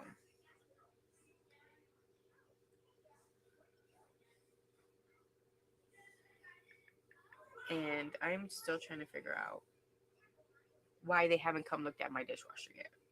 Because my dishwasher is leaking. I need to fix so I can wash my dishes and cook for my kids.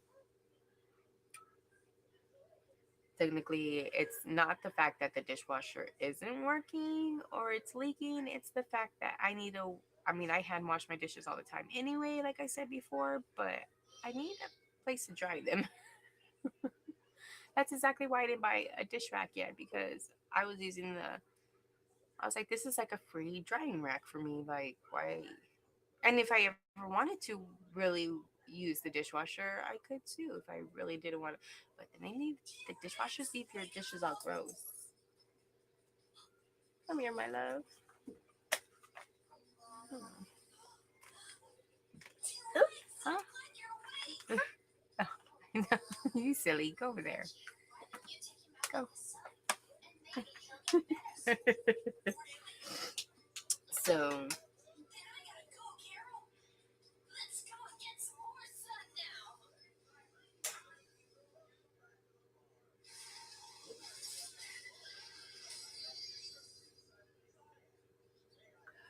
oh gosh, and it's almost football season. So my husband is sending a bunch, or on Facebook, sharing a bunch of football stuff, and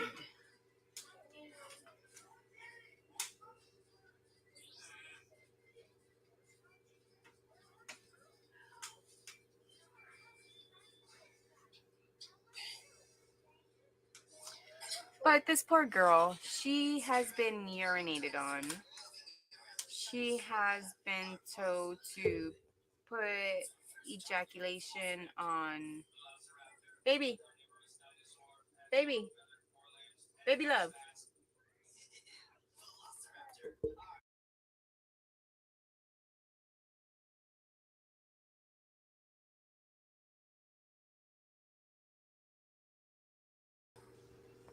And trust me, I take them to the doctors and get their ears checked, and they tell me they can hear. So why do they have those tablets like on 100% on volume? Because that was loud. That was extremely loud. And why do they do it? I don't know.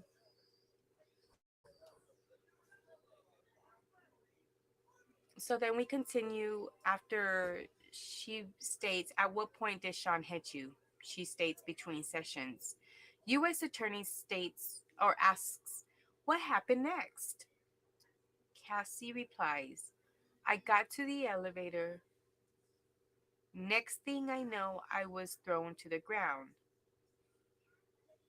Who threw you down? Sean. He grabbed me by my neck and my hoodie. Let me show. Oh, assistant attorney states, let me show you the video. The hotel hallway video played. So that's what they're doing right now. They're watching the hotel video. So at what point did Sean hit? So at the okay, I finally had a premiere coming up, and I didn't want to mess it up. But Sean hit me. At what point did Sean hit you between sessions? What happened next? I got see, because I remember when the video first came out, somebody said that I don't remember it was in Cassie's report, but I could have sworn they said that Diddy was asleep and she tried sneaking out when he came. So she literally, or maybe that was the defense side of the story where, oh no, she was trying to leave with his stuff, and maybe that's where I'm getting confused from. But now this is from what this sounds like is that he was alert for the most part, maybe under the influence, but he was awake. They were literally in the middle of a freak off, and she meant, but that's why I don't understand. Like, if he was awake, how in the hell did you get your bags and be able to leave the room if he was so powerful? And then at the same, but then again, I know we're probably missing a lot of information in between and we're not really there. So,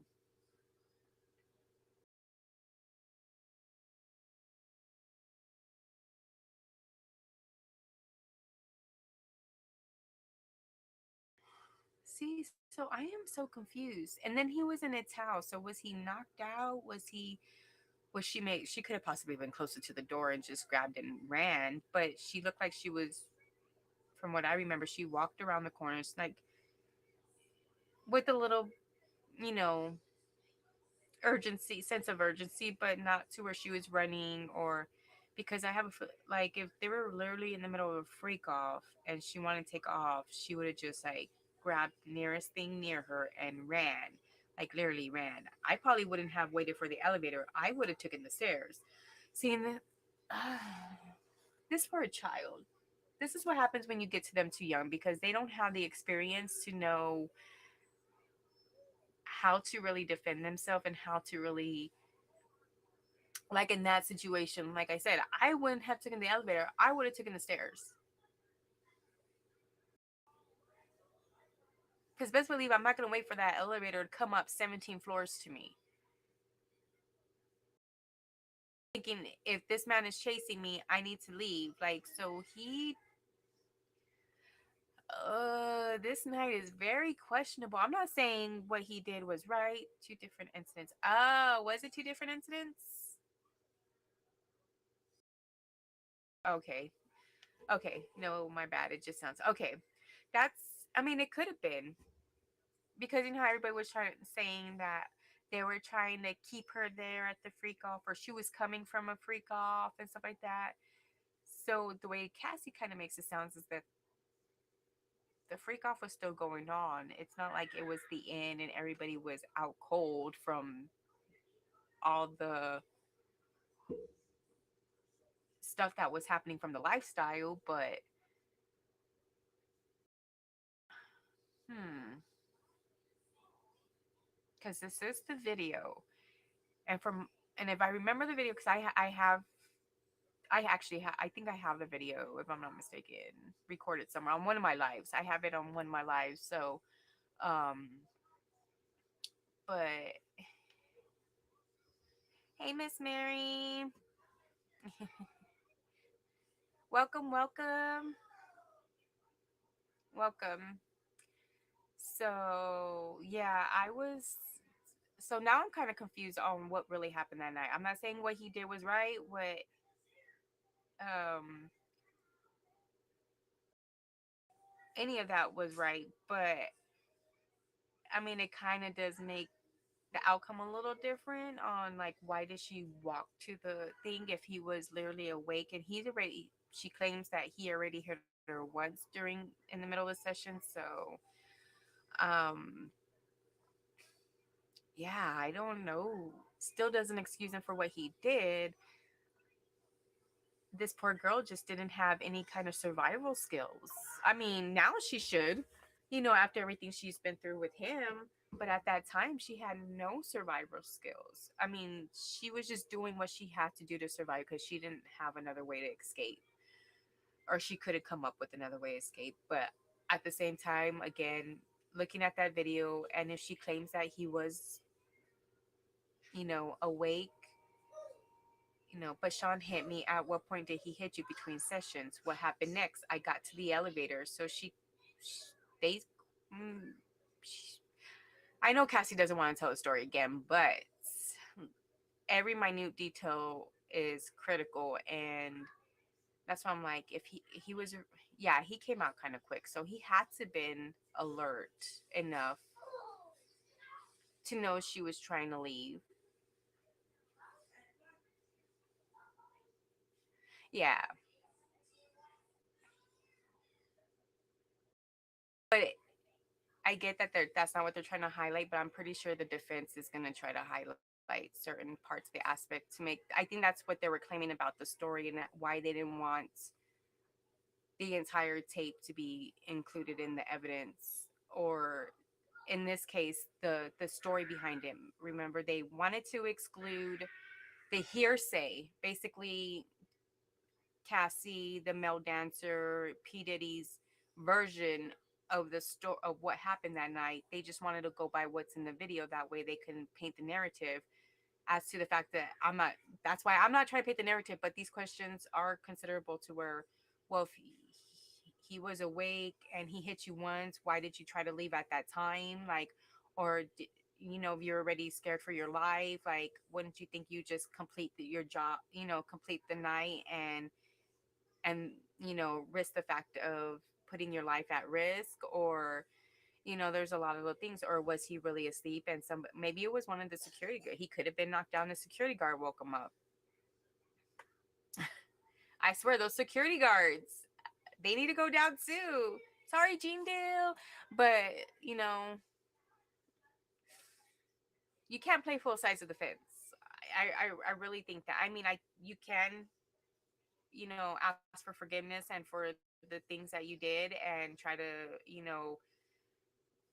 um come to peace for some of the actions that you did, but still didn't make it right at the time. And yes, she may have been afraid to get caught in the stairway with him, but at the same time, she would have had a better chance to get away. She definitely would have gotten caught at the elevator. I mean, she could have ran down to the next floor and entered that floor and knocked on the next door. Because I'm pretty sure he paid for the whole floor of a hotel room. I mean, um, but I would think the stairs would probably been a lot better choice to try to escape. Yes, there was a chance that he could have gotten her at the time, but if she would have just kept running, instead of stopping at the elevator, she probably would have gone down at least 2 flights of stairs before he would have caught up with her. Um, of course, I don't know if she's a track star or not. I mean, she's a tiny little thing, so that girl should be able to like, really maneuver very well. I mean, me, I'll be bumping into walls and things. I'm like, I'm, a little bigger, but I'm not a huge person. But I'll be like, oh, turn that corner a little short. But yeah, I see. I don't know if that's such a good thing to avoid a lot of the details because it it it can be used against them. So I just don't want. Yes, yes, Mary. Anyone that witnessed it and didn't report it needs to be punished. Now I can understand that they reported it and the stupid authorities didn't do anything about it. Then that's a whole different, yes. But like, how did, and then just be like, I'm her friend, I tried to save her, I stopped him a couple of times, like I I'm sorry, like I I don't know. I don't know what to think of Gene Dale. I really don't. He kind of, like I said, he was there for a long time and he has a lot of insight. And it's like, in order for you to have this information, you were there. You witnessed these things. You witnessed these things and partaked in some things and helped cover up some things. And at the same time, it's like you doing the wrong thing and then saying, God, forgive me, but I'm about to go kill this person, or I'm about to go do this, or I seen this happen, but forgive me. This is like going to confession and just a psycho murderer going to confession and just confesses everything. It's like that doesn't make it right, and that doesn't make Cassie feel any better, and that doesn't, what does that do besides help you and your spirituality and things like that. So I'm all, have you tried telling that to Cassie? Like, oh, by the way, I'm sorry that, for all those years, I tried to take care of you, but didn't save you. But I was there for you. Like, I can't. I can't. I couldn't. I couldn't. And see, if I was in his position, mm, no. Like, and then he kept on saying that Diddy was always, he would, I guess, listen to him, or he wouldn't, he knew not to mess with him, kind of thing. So why couldn't you get any of these women's away from him without him having to retaliate against you, without you being so afraid? Right. And saying sorry doesn't delete any of the actions. It really doesn't. And that's what I'm saying. Like they're only saying they're really these people shine. And that's another one. Poor Natanya Rubin. Poor Natanya Rubin. But like with Shine, Diddy, and all them to or Gene Dale, not even Diddy because Diddy didn't. That's not a true apology. I'm not even gonna say that apology. But but they're only really saying sorry to basically lift the weight off of their shoulders, not to lift the weight off the victim's shoulders, not to lift the weight off of anybody else's shoulders that were put through these types of situations, and that and for him to and I get it, he's trying to speak out, he's trying to do all this and fight, but in my eyes, if I was a victim, I would have been like, it's too late. Like, I probably wouldn't forgive Gene Dale. I probably wouldn't. If anything, I probably would just forgive the situation of what happened and how he handled it because of the situation. But I could sworn Gene Dale always said that Diddy wouldn't mess with him. And so I'm like, if he wouldn't mess with you, why didn't you stand up harder for these people, for these women that you so cared about and you try to, save the from getting, when I think it was Kim who hid under the truck and he said he had to like go in and save her and stuff like that. I'm like, that's not saving her. Saving her is getting her out of the entire situation, flying her to another country and keeping a lookout for her until things calm down and Diddy no longer sees her as an object. Yes. And see, that's another thing. I think people getting paid off. See, that's why I don't understand because when the guy was questioned about the video about him and Diddy's interaction about whether did how much did he paid for the video and was it there the next day and the only reason he had it is because he recorded it for his wife. He didn't even record it to go take it to the police. He didn't record it to go take it to the FBI. He didn't go take it to go show a lawyer. He didn't go take it to go show anybody. He took that video from the hotel, screen recorded because I was actually a screen record of the actual video from the hotel. So if it wasn't for him screen recording that, first of all, there probably wouldn't have been another copy of that video. And second, my thing is like you recorded that video, but you recorded it to show your wife. Like to show your wife what that they're having a domestic argument. Like, oh yeah, by the way, I saved Cassie from getting her butt beat by P Diddy or by Diddy. Like, what was that gonna do for you?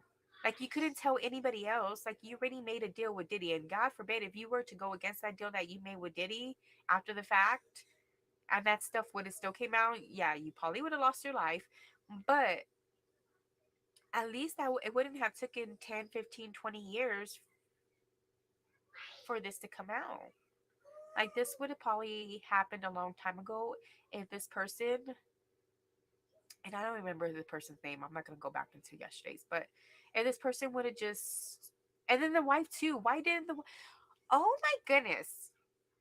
So this guy, the security, and this was a security guard that worked for Securitas or whatever that Securitas,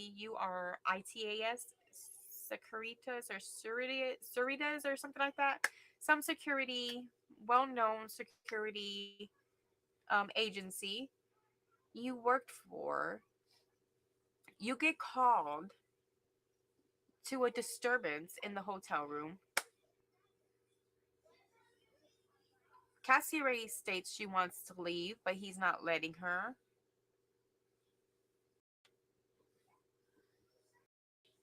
But you never witnessed that stuff.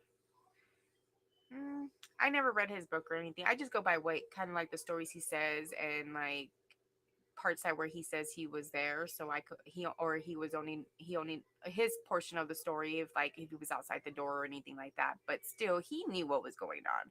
And if you're standing right out the door and you go in and you see naked men everywhere, then or you see bruises on Cassie, then what do you think, she fell down the stairs? Just saying.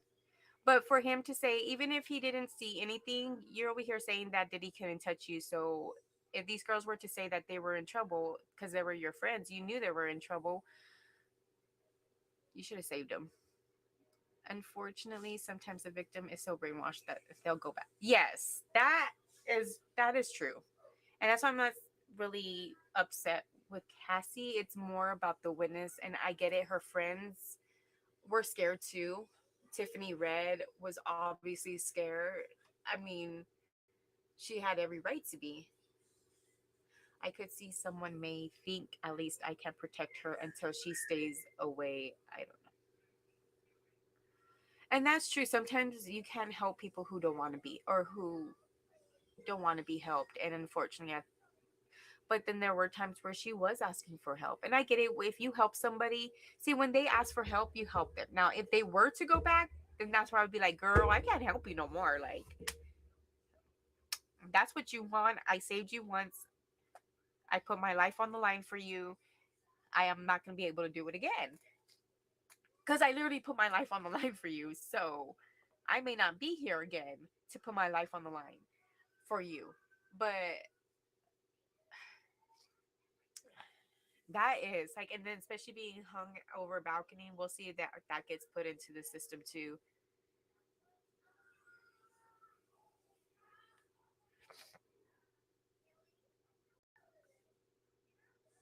Yeah, trying to make sense of people's actions even when I don't agree. Yes, because it's kind of hard, because if you, like I said earlier, when people say, "Oh, if I was in that situation," until you're actually in that situation, you cannot really speak, because then you know you don't have the experience and you can't say that. You're just assuming what you would do, and sometimes you may not handle the pressure handle such of a pressure as you may think you may handle it. So even the strongest people can, you know could break. That's just how, I mean, it's just bad. But yes, their actions, like, and I think that's why Gene Dill gets a lot. Like, I'm not harsh on him. That's why I'm like, he should have, like, there are certain parts or certain stories he would put out there, or he would claim to be somewhat a knowledge about, because he was somewhere in that, whether it was in the next room or right outside the door, he was in the facility to know what was really going on. And I don't know, for him to say, I guess men are different from women, because I think I would have been probing more, like asking more questions, and like questioning some of the actions that, like, okay, one thing, yeah, he pulled butt plugs off a dang shelf. Ha ha, great, good job, good story. That is not, I mean, they have these stores. Have you ever gone to any of these stores? Like, there's gonna be butt plugs. There's gonna be a lot of other things there. That's what that store is made for. But so that really just says he's a freak in all nature.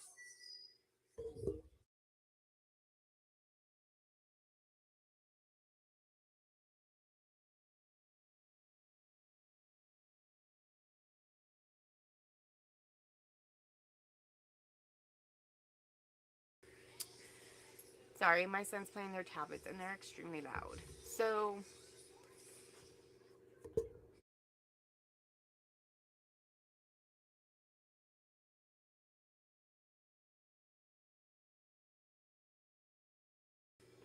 and so, let's see, trying to do with this testimony only in a negative light. Yes, I would definitely question more. And that's why I don't get it, because you pulled Kim from underneath the truck, he said, from that time that Diddy was beating her. he says he was there. Now, I may be getting the stories wrong or something, but I could swear that he said Kim had to run under the car for hiding and safety, and he's the one that ended up having to escort her away. But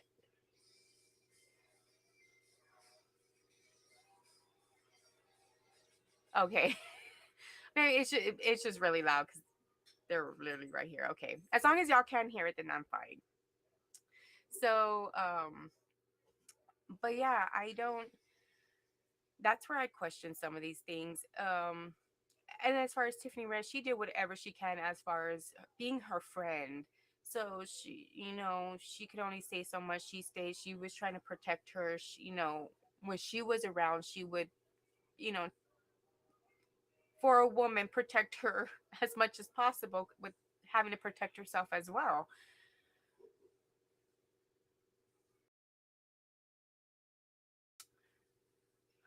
Yes, I believe everybody who worked for Diddy had some type of NDA or contract, but those things only cover so much. I mean, I would have been I would have been on P's and Q's for him being um what is he, a parole officer or something, was he probation officer or something like that? He worked for some type of law, like for the knowledge and the careers, his background, he should have been more aware and conscious of what was going on, and he was. I think he's really trying to play both fronts to where people, so that way people don't really come down on him like, how come you didn't help these women or do more for these women? But I mean, to a certain extent, just because you're on an NDA or a contract, and I see you physically harming somebody, sweetheart, this contract is void now. I didn't say I was going to be in illegal activities with you, because beating on a female is not what we're supposed to be doing. Sorry. Like, I don't know. And then I don't know. I really don't know, cuz I don't listen much to Gene Do, although he was one of the first people I followed, but along with Jag, and like they were all kind of like, Gene mentioned Jag, Jag mentioned Natanya, and so that's how I was able to manage that. But I I think there's more to his story that he doesn't want to say too. Who knows? He might have been involved in a couple of those parties. Just throwing it out there. I mean, Cassie, I met some of these people. I mean, there were security guards involved, so I don't know how much involved. Still don't know. But yeah, that is just crazy. Okay, so they're going to continue on with the video questioning her. Remember, he threw her down. They played the video. U.S. Attorney asked, "What are you doing?" Ventura states, "Trying to use the hotel phone." "What is Sean doing?" "Taking my phone and my bag." So then that's when he picks up the her bags and goes around the corner and apparently breaks the vase and all that stuff. Yes. See, I'm one of those people. Y'all are dumb. Y'all wanted a paycheck. I would have played this Diddy person, for all his money. Yes. You want me to keep my mouth shut? Give me some money. Oops. That's illegal. You didn't give me no money. I'm not keeping my mouth shut. My butt will be telling after I took your money. Because you're going to try to, now you got to prove that you gave me something as a hush money, and you're going to take me to court for that? I'm going to need more money. That is what a money payout is. That's what money grabs is. They're not, money grab is not, let me hit you up for $10,000 in court real quick. No, money grab is a money grab. You continuously exploit this person for money. I'm just saying. I would have gotten a lot more than what this person got. What was it that he got for that video? 10,000 or whatever it was. But see, Mary agrees with me. I would have told, you gave me my money, thank you. Joke's on you. This is going viral. And then try to come after me. What, really? What are you going to come after me for? 10,000? That's how much I get on my tax return. I don't know what you're talking about. That's my income tax return. What are you talking about? I know. Oh yeah, okay, Diddy, I'll keep this quiet. Yeah, you gonna pay me this much? Sure. When that money hits my accounts, got me a house. My butt is telling. No, that money would have been hidden in an account. I didn't get no money. He didn't give me nothing. I'm just saying. Oh my god, I would have played. Like, see, that's what people don't think. There's people out there like me who would do somebody dirty like that. And I'm not a mean person, but you do something dirty like that, you're gonna beat my butt. I'm gonna beat it back twice as hard. And then money is what you like, money is what I'm gonna take. I'm just saying. Oh my god, but for people to like keep their mouth shut for I think somebody was told that they were paid off like $5,000, just a couple of $1,000s. I'm like that was probably gone in like hours. Like you put somebody else's life at risk, like Cassie's, just for a few $1,000s. That was probably gone within hours or days. Because remember, you guys got paid rent. I mean, you did it because you needed the money, not because you just wanted more money. You did it because you needed the money. Those are people who did he prey on, throw you a couple of $1,000s to shut you up, and y'all do it. Sorry, it's gonna take a lot more than a couple of $1,000s to shut me up. I'm expensive. I'm expensive, homie. You're gonna need to throw more my way to keep my mouth shut. And I might not even keep my mouth shut even on top of that. Sorry, you don't keep your word, I'm not gonna keep mine. See, this is I think it's because I've been in these types of situations before. So that's what I'm saying. You don't know what you would do until you're part of that situation. And yeah, I didn't do it the first time. Got out. Yeah, I'm sure if I recognize the signs, so I'm gonna I'm gonna get you. I'm gonna get you, and I'm gonna call you out. And if you don't like it, oh well. Gonna call it like I see it, plain and simple. Plain and simple. Let's see. Are they still going? Are they still going? Okay. Nope, they broke for the day. So after they stated taking my phone and bag, the judge says we'll break for the day. With the jury gone, judge asks, what about pool reporters seeing the videos? U.S. attorney states, we oppose that, and Jane does too. Judge asks or states, I am provisionally denying any pool viewing. That's my reading of Maxwell. Oh, that's okay.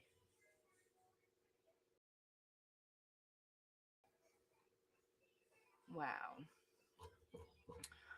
So I'm assuming they're thinking Cassie's gonna be done on the witness stand tomorrow. But I really don't think I mean they couldn't the district attorney couldn't even get through her questioning, so oh my god, these poor people. These poor people. But yeah, I'm just so aggravated that I mean, even these male workers, it's like we don't care what you do as a job. You're making your money, you know, but God, he went back several times and did not say anything. And I get it. A lot of times these people think that they're going to get in trouble too. This is probably why they don't report it. Because I forgot who it was. I know it was somebody I worked with. I'm trying to remember. But anyway, details and names and that is not important. But anyway, so I knew somebody who was getting ready, she's a smoker, so she called you know, whoever to get some stuff and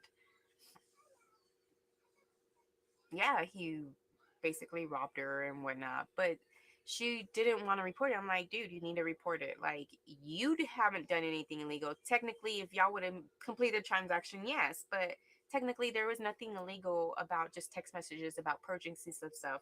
The fact is that you were supposed to purchase a product and that you weren't supplied that product. You ran off with your money. That's basically theft.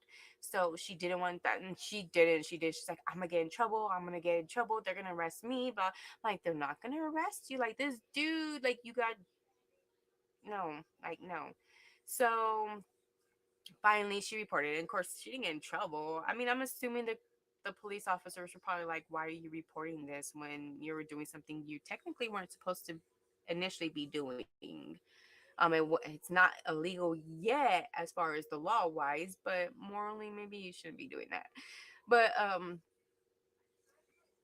just like, girl, this is probably why a lot of the things don't get reported because they feel like, well, I was involved in them too, or I was, not part of the problem, but I partaked in some of the stuff, and I can go down for the same thing too if I'm trying to get him in trouble. And so it just is a big old circle of fear. And I go, and that's why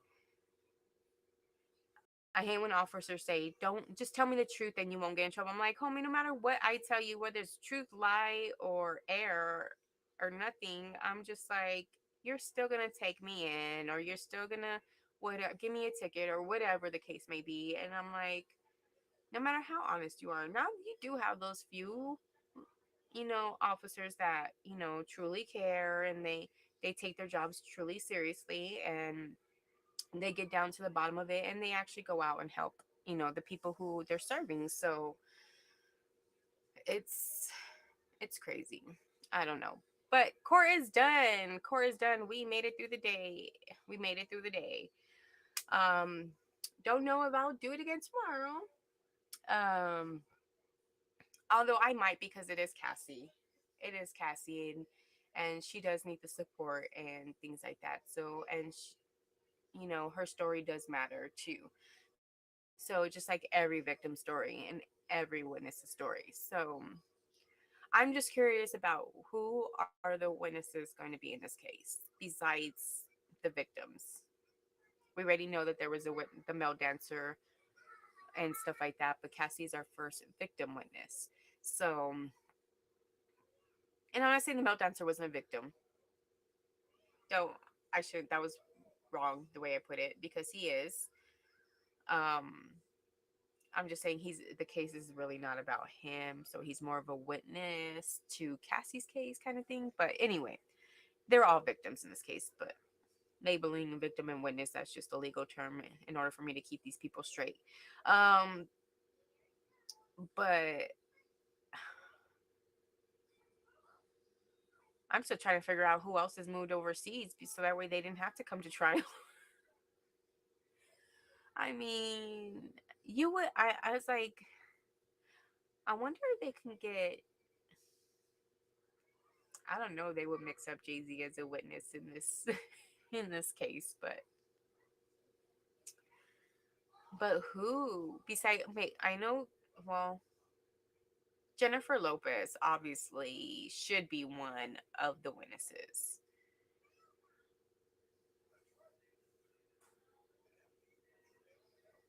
I think, well, I don't even know what that Corum chick is gonna do, because didn't she just turn over on Diddy like just recently, or she just opened her mouth or something like that? But I'm still waiting for Mary J. Blige. I don't know what I have this thing with Mary. Maybe because she was one of the singers I actually listen. Remember, I'm more of a R&B. I'm not a hip hop person, so all his hip hop songs, like Cassie, I barely knew that one song that was a hit from her. I think, did she come out with more? I know it was just that one, so I knew that song, but um, but more like the R&B. Like I was saying, I was country and R&B, so maybe I was really into Mary J. Blige. I still like some of her songs, unfortunately, but with this case, I'm like, dude, you gotta speak out because you're really hurting my feelings. You know, you're hurting them, and I need you to take a side right now. Pick a side. Pick a side. No, I'm just saying. It's not nice to pick sides. You gotta stay Switzerland and stay neutral. But pick a side. So, all in all, I think everything is going okay with this case. I mean, they haven't really objected to a lot of things, and they haven't really, the judge hasn't really allowed to exclude any of the evidence yet. So, a lot of the evidence that they were trying to keep out is coming in. So, so far, it looks like things are going kind of smoothly until, you know, Combs's lawyer asks Cassie the first question. I'm sure it's gonna be hell. All I know is that they're mean to her. I'm gonna be very upset. I'm gonna go put a 1-star review on their on their page. Wouldn't that be for everybody go put a 1-star on all these lawyers on all Combs's lawyers page? I'm just joking.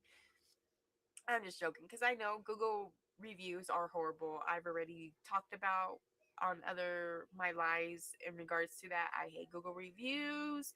They don't do anything. They allow companies to lie, steal, and cheat on them. I was gonna say steal, but you can't really steal through Google reviews. But I guess you can because when people go spend money on something that they were completely defrauded on, then yeah, that's stealing. But anyway, whole nother subject. We'll eventually get into like things like that. You know, when I start fighting for, rights. Little people's rights. Little people. I'm a little person. Okay. Okay. Have to get a little out of this kind of content and back to my la la la la la la. Because this was very kind of depressing. Like this day went really quick and it was really depressing. And I forgot to tell my kids I did laundry while I was on here too. During my quick little breaks when I had to go to the restroom and stuff. I just forgot to tell my kids right now to fold the clothes. Because it's their clothes, not mine. So it's theirs, not mine. I think they just started learning how to fold clothes. So don't take me as a mean mom because they just started doing their own folding. Not their own laundry, just their own folding of the laundry. So um yeah, I finally taught them because daddy didn't teach them. So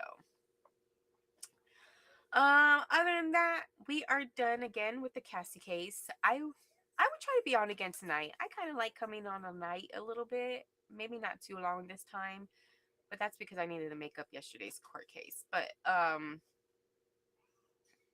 do need to get on and catch up on some other stories and stuff like that. This case is going to take a lot out of the day, and I'm going to have to like really get ahead on some videos. That way I can pre-record some videos and put them on.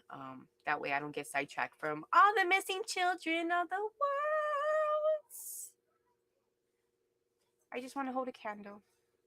Okay, so again, this May 25th, National Missing Children's Day. Again, we're honoring missing children all month long.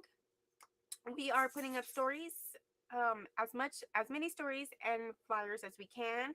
We are also getting out information as much as we can. I did put out a video on abduction information for infants.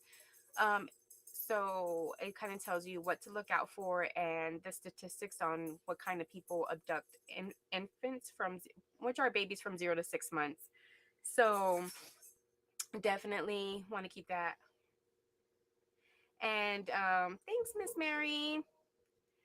Um, and also if you have any information regarding a missing child, please contact your local authorities. If you don't feel comfortable contacting your local authorities, please call the National Center for Missing and Exploited Children at 1-800-THE-LOST.